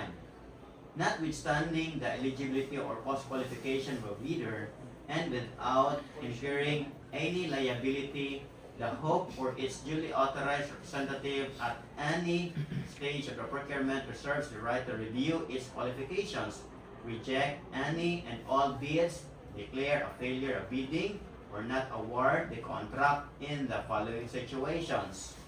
A. if it has reasonable grounds to believe that a misrepresentation has been made by the said bidder, or B, if it has reasonable grounds to believe that there has been a change in the bidder's capability to undertake the project from the time it submitted its eligibility requirements. Should such review uncover any misrepresentations made in the eligibility and bidding requirements, statements or documents, or any changes in the situation of the bidder which will adversely affect its capability to undertake the project so that it no longer meets the prescribed eligibility or bid evaluation criteria, the procuring entity shall consider the said bidder as ineligible and disqualify it from participating further in the bidding process or being awarded the contract. 27.2.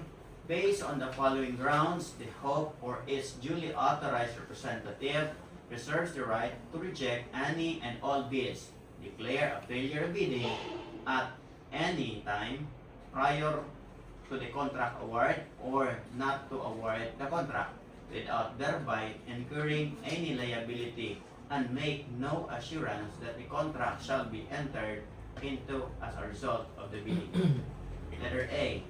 If there is a prima facie evidence of collusion between appropriate public officers or employees of the procuring entity, or between the BAC and any of the bidders, or if the collusion is between and among the bidders themselves, or between a bidder and a third party, including any act which restricts, suppresses, or nullifies, or tends to restrict, suppress, or nullify competition, or influences or tends to influence the bidding process. Letter B. If the BAC is found to have failed in complying with the applicable law or in the following the prescribed bidding procedures, or letter C, if there are any justifiable and reasonable grounds where the award of the contract will not redound to the benefit of the government, in instances where, first I, the physical and economic conditions have significantly changed so as to render the project no longer economically and financially or technically feasible as determined by the Hope. Double I, the project is no longer necessary as determined by the Hope, and triple I, the source of funds for the project has been withheld or reduced through no fault of the procuring entity. Award of contract. 28. Contract award. 28.1. Subject to ITB Clause 26, the Hope or its duly authorized representative shall award the contract to the bidder whose bid has been determined to be the LCRB, MIARB, MARB, SCRB, CRB, or SARB, as the case may be.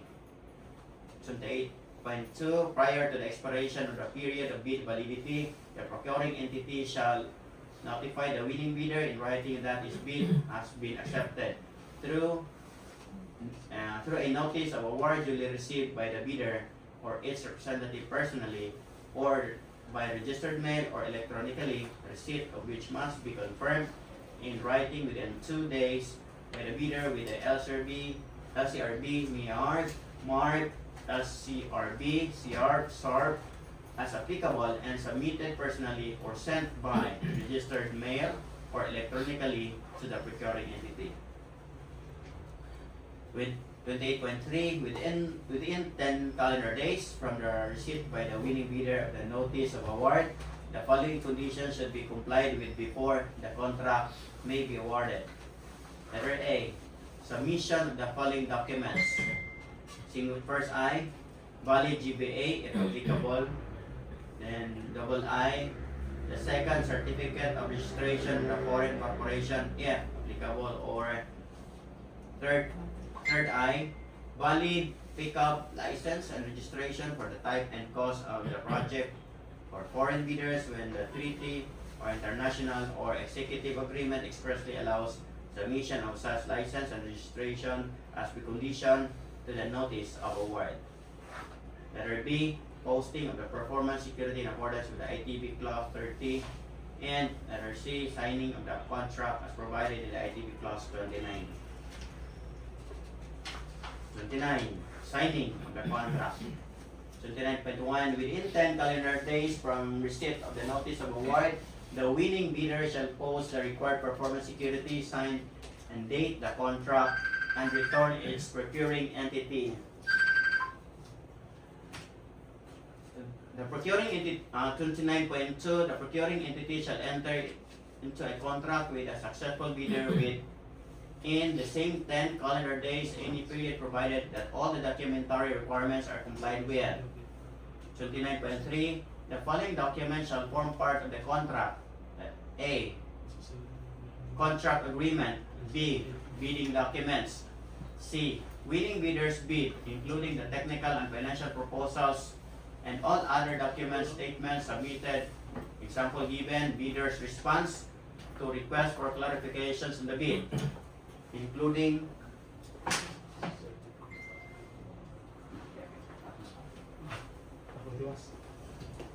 excuse me. Si Sir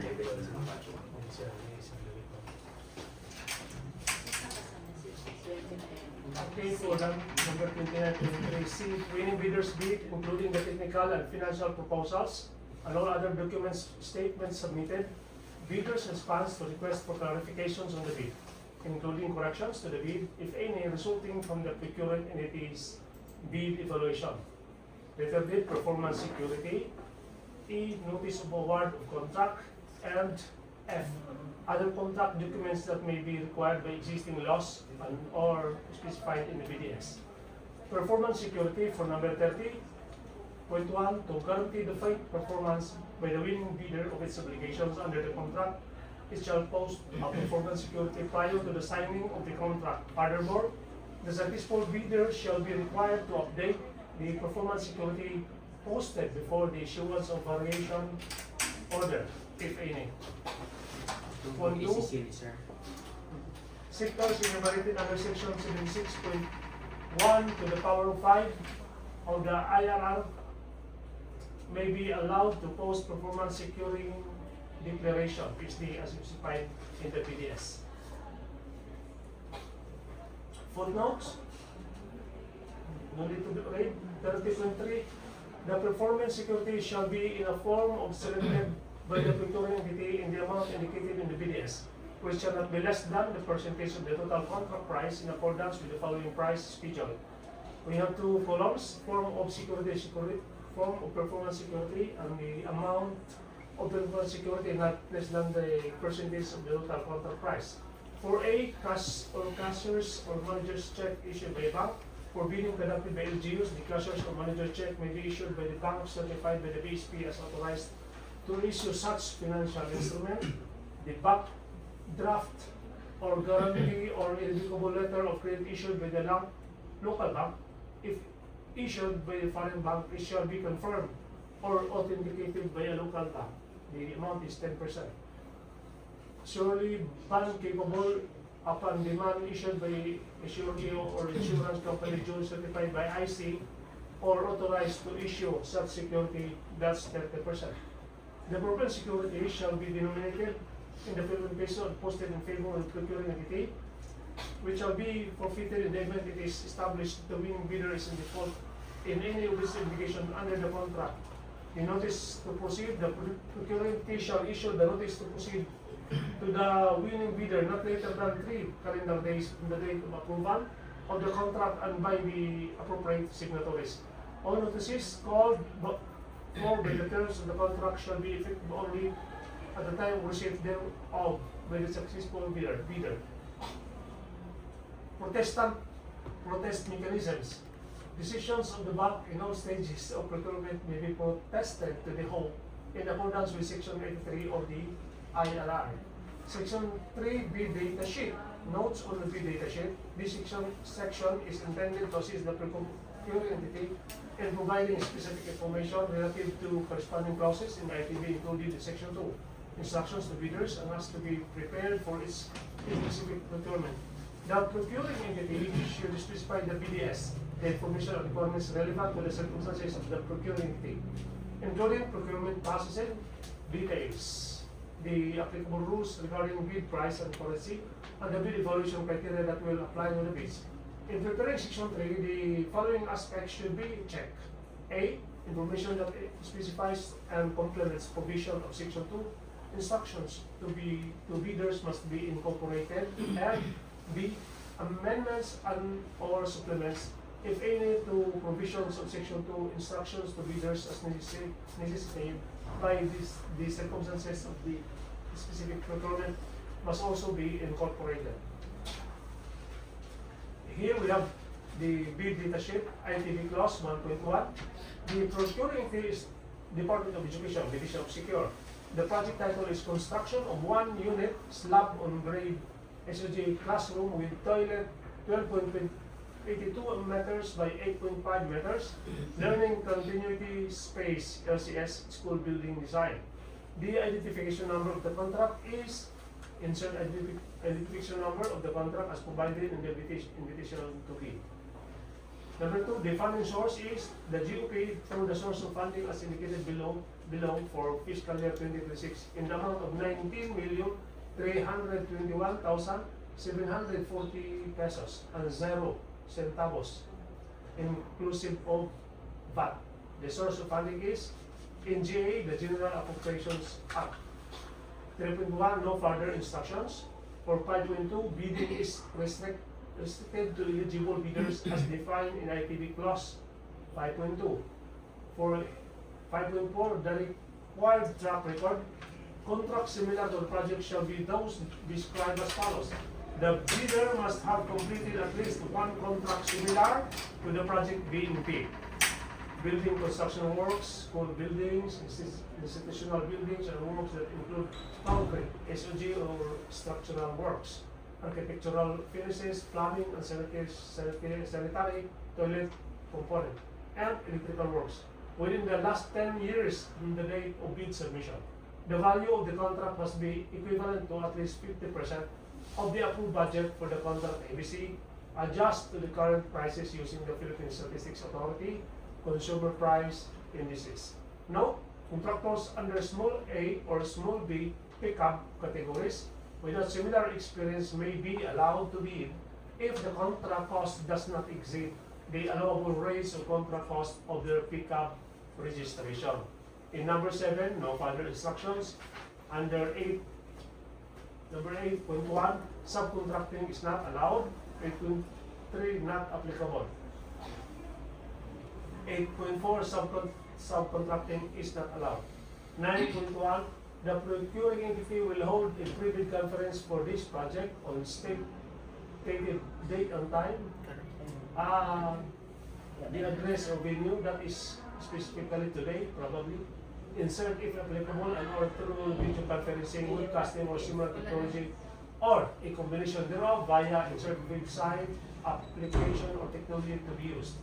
10.1, the procuring entity's address is insert full address, the name, receiving contact person, the telephone or fax number.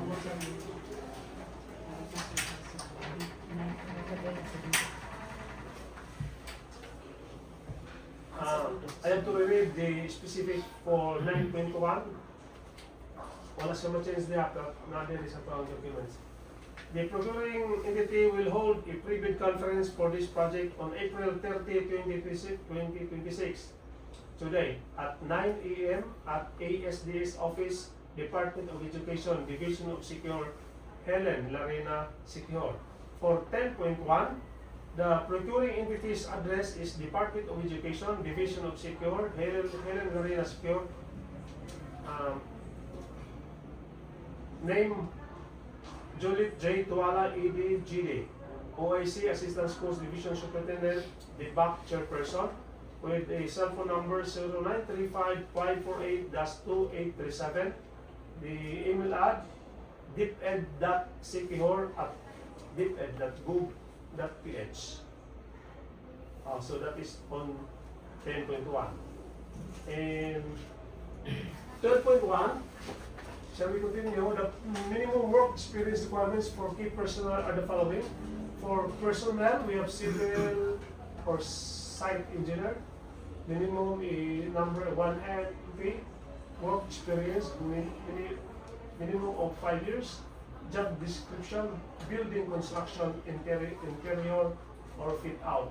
For electrical engineer, 1 MP minimum of 5 years experience in proper installation of electrical wiring with lighting fixtures, outlet switches, and power distributions.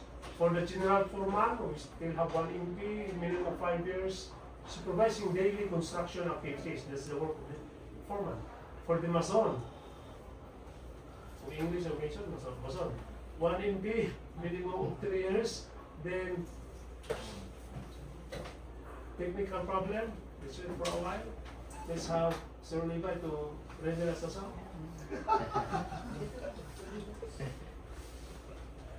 Basahin na. So while waiting, I have to read the continuation. The mason 1 MP minimum of 3 years lang, but the person is responsible for performing masonry works. Next, the steelman 1 MP at least minimum of 3 years, then responsible for the fabrication, cutting, bending, and installation of reinforcing steel bars, rebars, used in concrete structures. The carpenter 1 MP minimum of 3 years, construction installing wooden elements such as doors, door jambs, ceilings, partitions, and other fixtures. Then we have tinsmith 1 MP, 3 years, minimum 3 years, responsible for the fabrication, installation, or repair of sheet metal components such as roofing, gutters, downspouts, flashing, and other metal fixtures. We have electrician 1 MP, minimum 3 years. Electrical works is safely executed and compliant with building codes, project plans, and safety standards. The title setters 1 MP, minimum of 3 years, responsible for preparing surfaces, laying files on floor walls or countertops, and applying grout and finishes. The plumber 1 MP, minimum of 3 years, responsible for the installation, repair, and maintenance of water supply, drainage, and sanitary systems. So next, the key professionals listed are required. The contractor may, as needed at its own expense, add additional professionals and or support personnel for the optimal performance of all architectural and engineering services in the terms of reference attached in number 6. Specifications. Prospective bidders shall attach each individual's resume and PRC license of the professional staff. We have here to concern the civils or site engineer and the electrical engineer. For next, number 12.1, the minimum major equipment requirements are the following. They have 3 columns: equipment, capacity, and number of units. For equipment, concrete mixer, natin ito 0.2 to 0.25 cubic meter. Number of units, at least 1. Vibrator, concrete, capacity 2.5 to 5 HP. Unit 1. Welding machine, 5 to 10 HP or kVA, at least also 1. The plate compactor, 5 to 7 HP. Number of units, 1. Cutting or grinding machine, 1 to 1.5 HP. 1 unit. The dump truck, 6 to 10 cubic meters capacity, still 1 unit at least. The power tools, the drills, grinders, etc. Number of units, 1. There is a note here: the contractor shall provide any other equipment, tools, and devices not indicated in the minimum major equipment requirements, as may be necessary for the proper and timely completion of the projects, at no additional cost to the procuring entity. So for 12.4, the ABC in 6, the ABC is 6,440,580 pesos and 0 centavos per lot. Any bid with a financial component exceeded this amount shall not be accepted. For 14.1, the bid prices shall be quoted in Philippine peso. For 14.3, payment shall be made in Philippine peso. 15.1, bids will be valid for 120 calendar days from bid opening. And 16.1, the bid security shall be in the form of a bid security declaration and choose at least 2 from any of the following.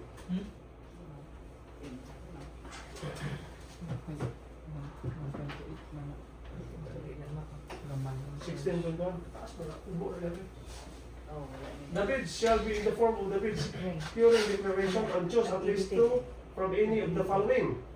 So it was already chosen. The amount of not less than 128,811.6 2% of ABC if bid security is in cashier's check. Then the next is the amount of not less than 322,029 pesos. That is 5% of the ABC if bid security is in bank draft. 16.2, the bid security shall be valid until 120 calendar days bid opening. 16.3, in case of extension of bid validity and bid security validity period, substitution of the bid security form is allowed.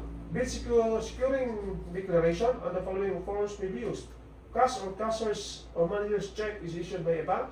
Bank draft guarantee or a revocable letter of credit issued by the bank, provided, however, that it shall be confirmed or authenticated by a local bank if issued by a foreign bank. For number 19, the address for submission of bids, Department of Education, Division of Siquijor, Helen Larena Siquijor. The deadline for submission of bids is on or before May 13, 2026 at 9 a.m. So again, it may be before or on May 13. 21.5, no further instructions. For 22.1, the date and time of bid opening is May 13, 2026 at 9 a.m. The place of bid opening is here, is this office, DPA Division of Siquijor, Helen Larena Siquijor. Then 22.2b, for mark as award criterion, the date and time of bid opening of the financial proposals is insert on time and date. 25.3, the quality component shall be assessed on the basis of criteria and corresponding numerical weights which may include qualitative, environmental, or social aspects linked to the subject matter of the contract. This may include any or a combination of the following: quality and technical merit, including technical competence and credible track record, aesthetic and functional design and characteristics, approach and methodology, accessibility, tools and equipment, social, environmental, economic, and innovative characteristics, organization, qualifications, and experience of employees or staff assigned to perform the contract, ongoing contracts and work commitments, after sales service and technical assistance, delivery conditions such as delivery period and delivery process, disposal measures, or other relevant criteria in relation to the subject goods or infrastructure projects to be procured. For 25.3, the weights given to the quality proposals, including the sustainability of materials and structures with green specifications. For 25.3b, the quality component shall be assessed on the basis of criteria with corresponding numerical weights which may include qualitative, environment, or social aspects linked to the subject matter of the contract. This may be included or any of the conditions of the following: quality and technical merit, including technical competence and a credible track record, aesthetic and functional design characteristics, approach and methodology, accessibility, tools and equipment, social, economic, and characteristics, organization, qualifications, and experience of employees or staff assigned to before the contract, then ongoing contracts and more commitments, after sales service and technical assistance, delivery conditions such as delivery period and delivery process, disposal measures, or other relevant criteria in relation to the subject goods infrastructure projects to be procured. Then 25.5a, partial bid is not allowed. The infrastructure project is packaged in a single lot, and the lot shall not be divided into sub-lots for the purpose of bidding, evaluation, and contract award. The NFCC computation must be sufficient for all the lots or contract to be awarded to the bidder. 25.5b, bid correction shall be allowed. 25.6, no further instructions. 26.1, licenses and permits relevant to project and the corresponding law requiring it. We have 3 columns: license, permit, ensuing authority law, remarks. So these are the needed documents for the permit or license. The mayor's business permit, the issuing authority or the law is the local government unit. Remarks required for all businesses operating in the locality. TCAB license, small a and small b, or as appropriate. Issuing authority, Philippine Contractors Accreditation Board, RA, that is under RA 4566. Remarks required for contractors performing construction works. Next, safety officer certification. Issuing authority, Department of Labor and Employment, that is DOL or OSHS, must be valid and assigned to the project for work at height and safety and compliance. We have also BIR certificate or registration that is taken from Bureau of Internal Revenue Tax Code, confirms taxpayers registration and compliance. And we have FieldChef's Platinum Certificate of Registration, that is under Government Procurement Policy Board, RA 12009, confirms eligibility to participate in government procurement. And we have note, these are the minimum project relevant licenses and permits required for bidders. Bidders must submit the original or certified true copies within 5 calendar days from back notice or having submitted the LCB. 29.3, the following additional contract documents relevant to the project shall form part of the contract as required by existing laws and or the procuring entity. We have approved construction schedule and S-curve, manpower schedule. We have construction methods, equipment utilization schedule, construction safety and health program approved by the DOL, program evaluation and review technique, critical path method, CPM. 30.2 not applicable. 30.3, the performance security shall be in the form the amount of not less than 644,058 pesos. That is 10% of the contract price if performance security is in the bank draft. General conditions of contract, notes of the general conditions of contract. The GCC. Thank you. Unstoppable na kayo ng tigbasa, no? Salamat kayo. Thank you for rendering your assistance in reading, no, sa itong mga instructions. And of course, salamat kayo sa itong prospective bidders for patiently listening. So we need to read all this because these are the requirements, the instructions, and our guidelines. And we will be on the right direction and the right path being the leaders. You know? We need also to read all this because this will be the basis for your clarifications and questions. Kaya mamuli itong purpose na we're conducting the privy conference because we, the Regional Wise Committee, will answer if there are clarifications and questions. Okay, so all the instructions, the guide has been read. So if you have questions, the leaders, prospective leaders, you can raise all your questions. Sige, na pangutana, kabahin sa kontrata or na mga clarifications regarding the project, the amount or whatever, the duration or whatever.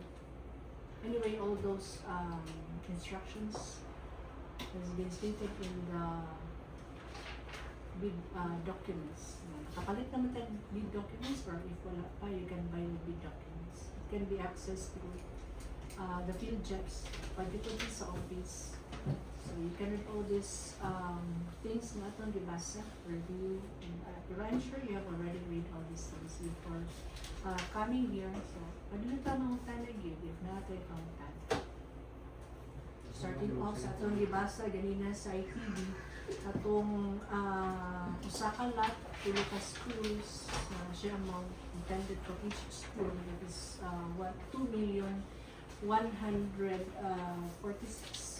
146,860 for each school. So, ang Osaka lot is a total approved budget for the contract of 6,440,580.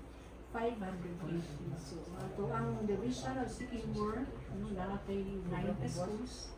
Siyan ka schools with the same amount as our budget. The total amount is 19,321,740. And I would like to emphasize that the required completion of the work is 45 working days upon the receipt of the notice to proceed. Ano siya, ang atuan didakon 12.82 meters by 8.50 meters. This is our learning continuity space in the school building beside for our learners. We need to finish this as early as May, June, July. July is last week of July. Sige, pangutan na, huwag na yung pang-business of the requirements also has been stated here, has been read by the members of BAC. And what else? Or any questions? So, ano na siya? Sa kalat, duha katat, tulong kawits. Pero 45 days. Usually, temporary naman siya sa puso. Pero dun sa Bogo, sa Mexico, nagamit nila for matagalan. Ato mga leaders na, kaya kamutan. Wala na. So far, klaro na, ito ang kuan. Represent the instructions were here, our responsibilities, clear naman ito siya, was out on the requirements, the everything.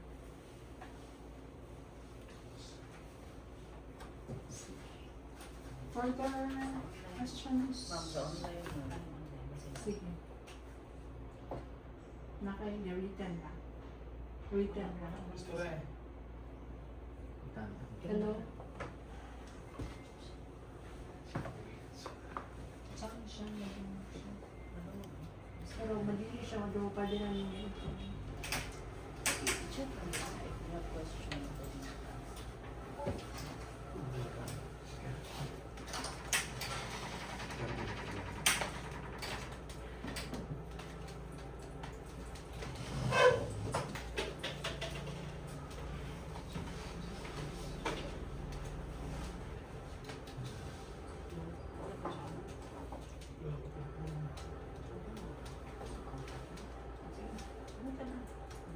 Q&A.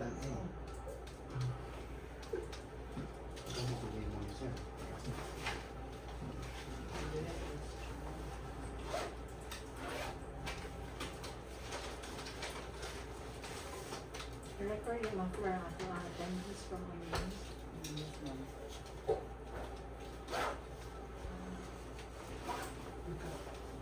Gusto mo naman ito sa phone.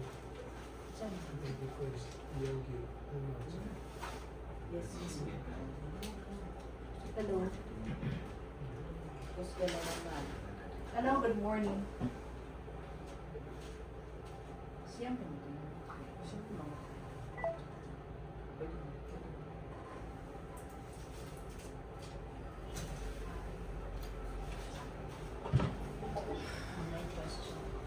Teacher, question. Mag-provide ba mo og site inspection? Ano din? Sila na ang mukuan sa site inspection. Ang panayin ako, doon mo lang. Dili ra need siya ng certificate pass. Wala. Pinapit ka man. Wala na required.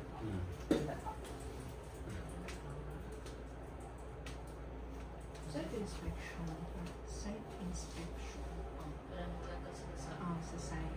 Kasi nasa site. Sa kanila mo, tapos Dili. Ner, dili, ner. Type lang. Alam, ner. Naiyapangalan na Ay, dili ka engineer. Ner, dili, ner. Saan? Hindi siya kalungog Dili siya ka. sa imong reply. Dito lang. Bungol siya, Ner. Dili, engineer. Site. Site. Dito na dito. Yung atros niya na. inspection parang yun mo sa site. Alam mo, regarding sa site inspection, nana sa contractor na gikuha na namo sa bidder kung conduct sila og site inspection.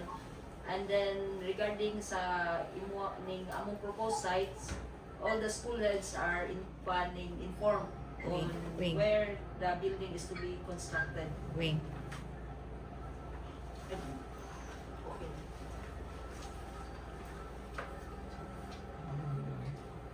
Okay, okay. Pero Bisaya na siya. Okay naman. Pero dili lang siya need daw paano nagpamatuod nga ni-visit ka kay like other need of certificate of appearance or mga anak pa. Sa atong checklist, based sa atong naman ay checklist ng issue, wala may require of site inspection. Inyo na mo rin inyo risk na ba? Level na. Wala pa mo sa site or dili. Depends na sa At your own risk. Kasi kaya rin yung nagalit lang. Terrain, ang tawag terrain.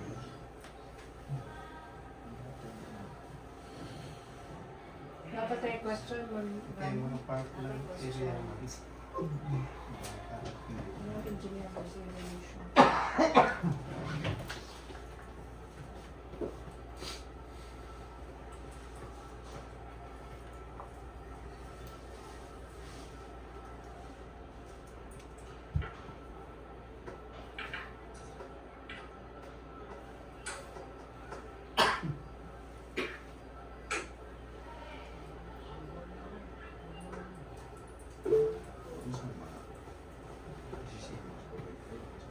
Ma'am, good morning.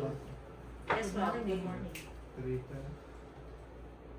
Ma'am, naalam ko yung question regarding sa bill of utilities. I checked this sa inyong website dito sa PhilJets. Wala kasi ito ang copy sa POQ. Maghatag ba mo of bill of quantities?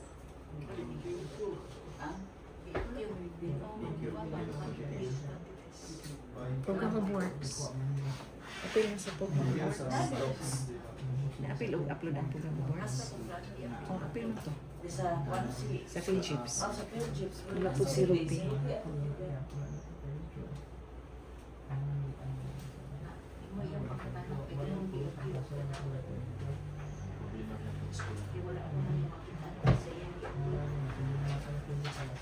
Pangutana ko si Ruby Big. Akong chat. Nana, ma'am, mo na yun siya. Kung wala si Ruby ni Harry Derek. Kabalo sir. Pero, Hindi mo nireview yung sige. na-appeal mo upload sa kuan sa PhilJips ng bill of quantities. That is page, Itong DDocs. Sa Itong one DDocs na sa to. i-upload sa Itong i-upload sa PhilJips. ang ato ana ang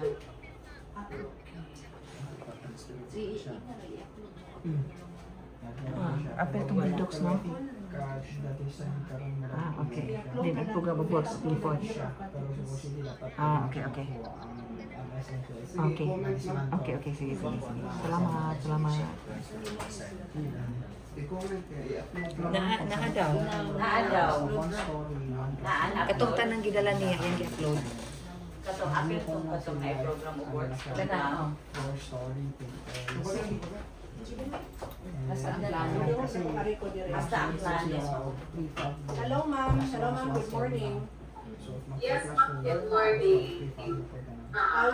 We will just upload the bill of quantities, ma'am, and another documents which was not included in uploading in the bidding documents. Okay. So, just uploaded, ma'am. Kasi when I checked yesterday, wala pa kasi sa PhilJets na site. Ang meron lang yung invitation to bid, yung bid documents natin, and then yung plan. Wala pa kasi yung BOQ naka-attach doon. Sige po, we will upload the bill of quantities after this bidding And conference. when I check kasi yung plans na na-post sa PhilJets, pwede po bang makapost tayo ng clear copy? Kasi nung we try to print the copy sa plans, malabo po talaga hindi clear. So, it's very difficult sa part namin na mag-estimate kami na hindi naman malinaw yung plano at yung specs. So, kung pwede sana, clear copy yung ma-post natin sa PhilJets. Mauna na siyang isend nila ng PDF. Mag-upload mo kung magkama yung ano. Pag bumili kami, mabigyan ba kami ng Yes. clear copy? Yes. Pero clear Yes. copy na Yes, ako. ma'am. Yes. Yes, ma'am. Clear copy sa BDocs. Sige. Yes, ma'am. Pag bibili po kayo ng BDocs, nakikita Yes. po ninyo yung clear copy po. Okay. Then regarding po sa payment, can we pay it online? We don't have online. We don't have online. Ay, Google Maybe Form di ay wala nasa tayong Google online. Form. Hello po, ma'am. Sorry po, It's wala nothing po that kaming online. You can pay it direct to the cashier. Okay. Sige. Ano po kailangan, ma'am? Letter of intent lang. Yes. Yes po. Yes Tapos, po. ma'am, regarding sa atong documents, how many copies? Kasi dili kasi nakabutang naka-state kaniha kung how many copies. Is it original lang or we have to submit copy 1 and copy 2? One original to You have to submit two. One original and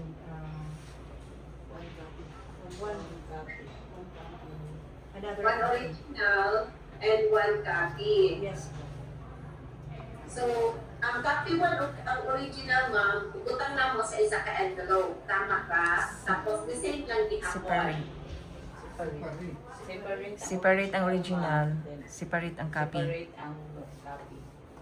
Okay, so, ang original, technical, financial, original, Technical. kung ano, so, original document.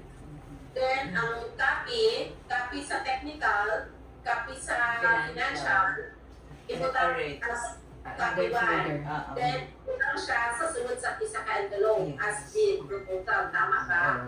Kung wala mo ito nakatutang, ma'am. Dili dia. Ang original sa technical, original sa financial, ayaw di pasulod sa usa ka envelope kay dili dia na ang Separate siya. financial kung di mo okay. Gani, Pero ang original o copy sa technical giipon, ang original o copy sa financial sa giipon. ka-envelope ra Sa man envelope, dili pasabot nga Sa Dili sila giusatan na. Sige. Pwede na ito na maklaro na sa marketing and CV. Kasi wala man po nakabutang sa atong marketing and CV kung pila ka copy ang One isabit na. envelope, original, financial, technical. Isa rin yun. na abi. Nasa BDocs na. Nasa BDocs. Nasa BDocs ba sa kanya? Osaka original, Osaka Copy. Osaka technical, Osaka. Sa marketing and CV, ma'am, preparation.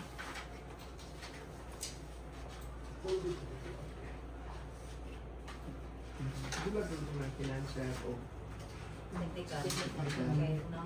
pero sa Separate of technical, file. duha to, usa siya ka main folder, duha yung copy o original. Sa financial Kana, po, same lang. yeah, kung Leaders siya. The master technical.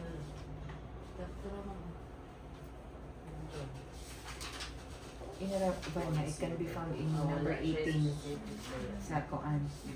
Bidox. One technical and one financial.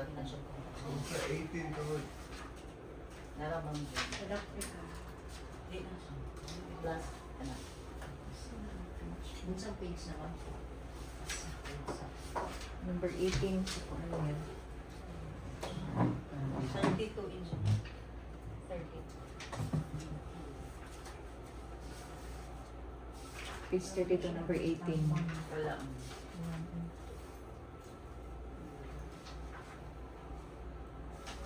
Wala siya sa bago sa.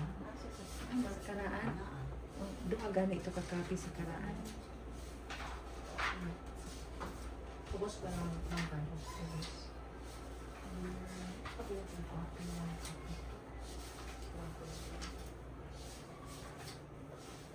Sige po ma'am, balik ma'am. Hello po. Yes, ma'am. I will be submitting isang original at isang copy sa technical component at saka sa financial component.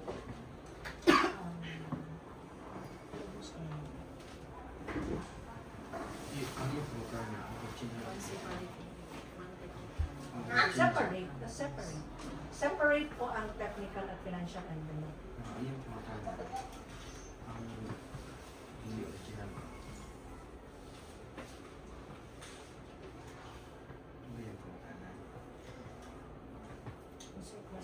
Ayan po. Ang iyang pangutana is kung sabit na duha original o ang copy.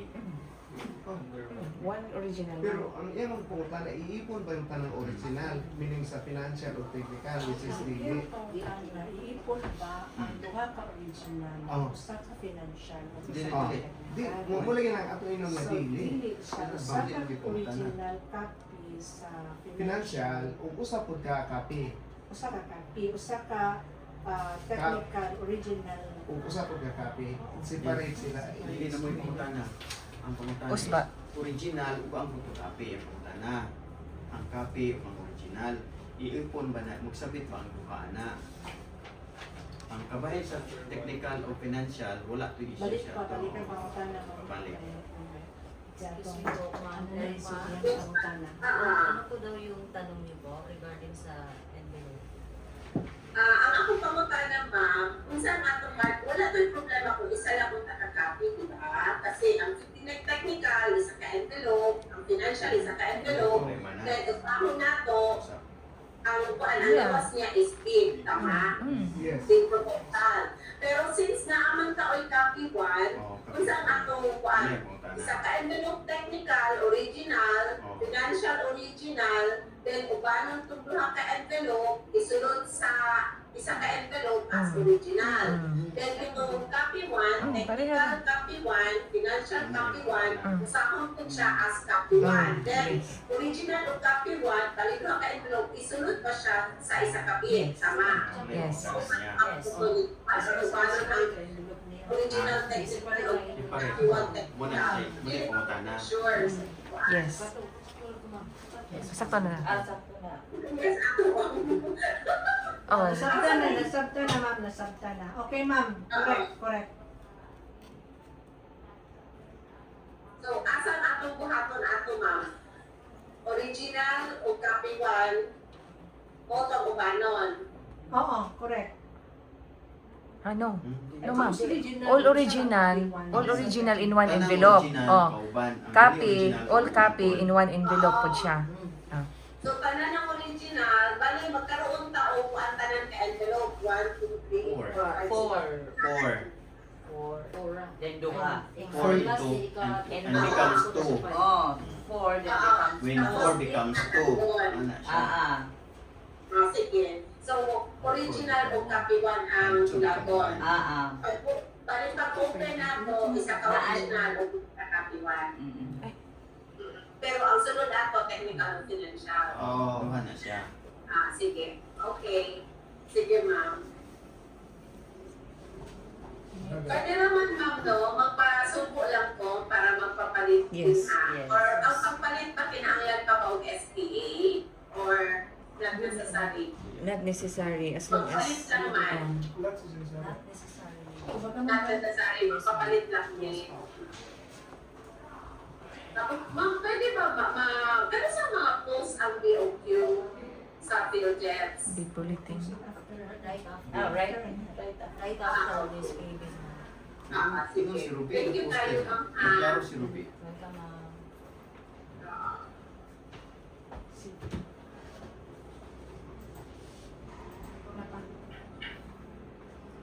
Any question po?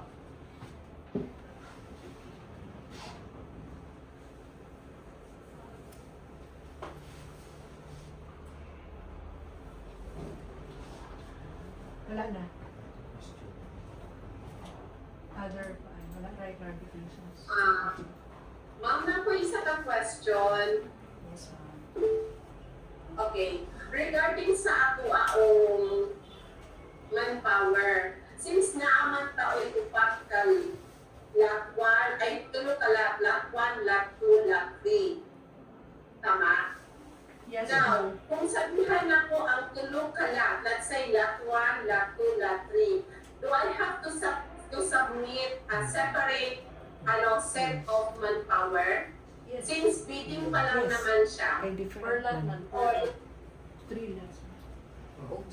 O, apilan niya, tulog ka lang. Hindi tulupod ka. Magpapaw niya.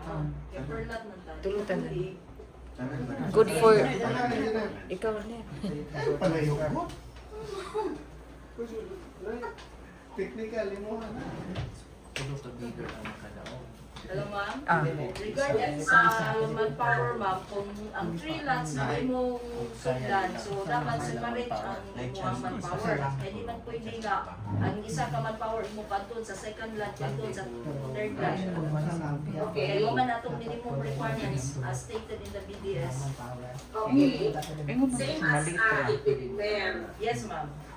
Ma'am, wala man tayo materials engineer ma'am no required. Wala taga pag-materials engineer.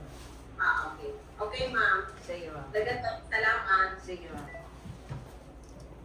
Ano mo palik? Dapat makatara niya. Oo, technical na yung sana. Yes, sir. Sige, kami pang tanong ng bangkan yes. Any other questions, clarifications? Ilan na itong phone? Tulo. Kaya sila, uun niyo pumunta na. Sila. Oo. Gatik note dito to sa. Ma'am Liberty, So, 5 din siya. Palagi, pero dili mo po na interesado ka na. Ma'am So Tisa far, J, today, 5 Ah, sila. okay na po ma'am Edma. Yes, ma'am. Wala ni question. Sige, ito, basta may question sila, sir. Okay na. And then, paying payment for these jobs is standard na sa kuhaan 3 lots katong 19 million overall. Ang PDOX na ito nag-cost is per lot. Per lot. So 30,000 mo. If ever, tulo ka lahat. 30 local. Kung isa ka lahat lang, 10. Dalawa Dalawa ka kayo ni usal pala tamo ano. Pwede. Pwede.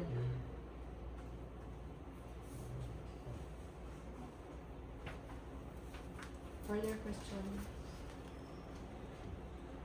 Wala na. Wala tayo mga van. Wala na. Sige, okay na. So everything was clear. So I would like to remind everyone that our schedule for the opening of this will be on May 13, 2026 at 9 p.m. Same time. So to our pre-bid conference, same venue here at the ASBS office. Okay. So when I hear a motion to Motion to adjourn. This pre-bid conference will be adjourned. Daghang kayo salamat, see you on your Sir, ayan, no? Second Oh, si Sir Ayan.